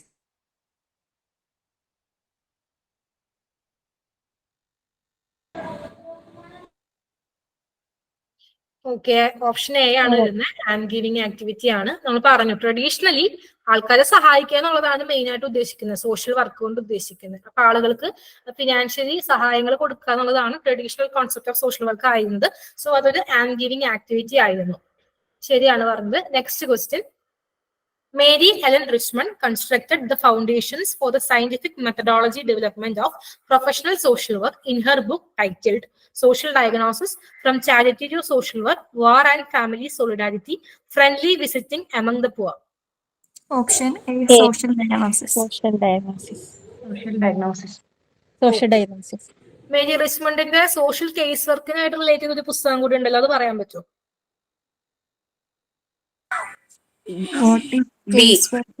Charity to social work.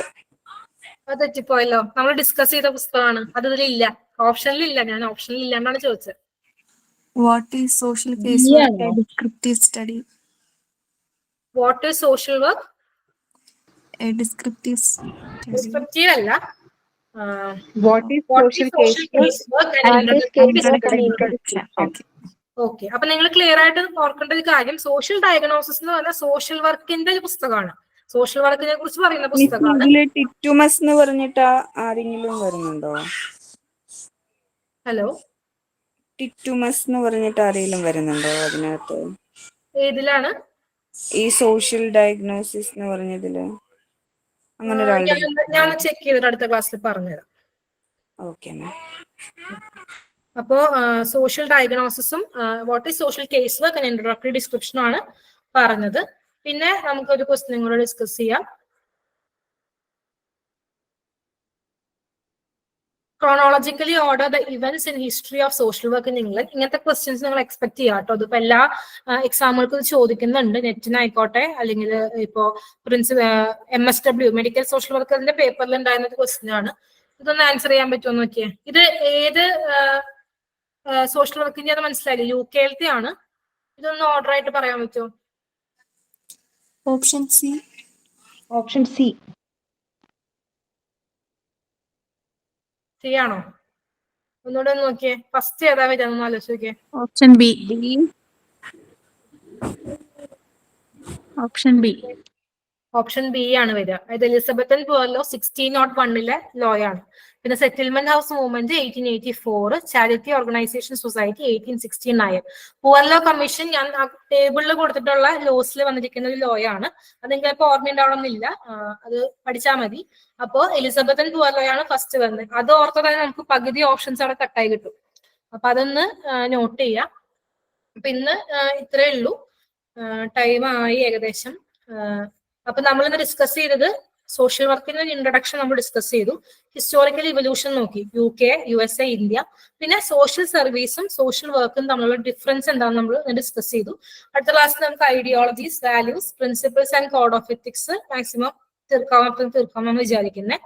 അപ്പൊ നമ്മൾ നോക്കിയത് definition ഒക്കെ നോക്കി, എവിടെയാണ് social workers work ചെയ്യുന്നത് നോക്കി, മെത്തേഡ്സ് എന്തൊക്കെയാണെന്ന് നമ്മൾ ഡിസ്കസ് ചെയ്തു. ഇത് ഡീറ്റെയിൽ ആയിട്ട് നമ്മൾ ഈ ഒരു സിലബസിൽ കവർ ചെയ്യുന്ന ടോപ്പിക്സ് ആണ്.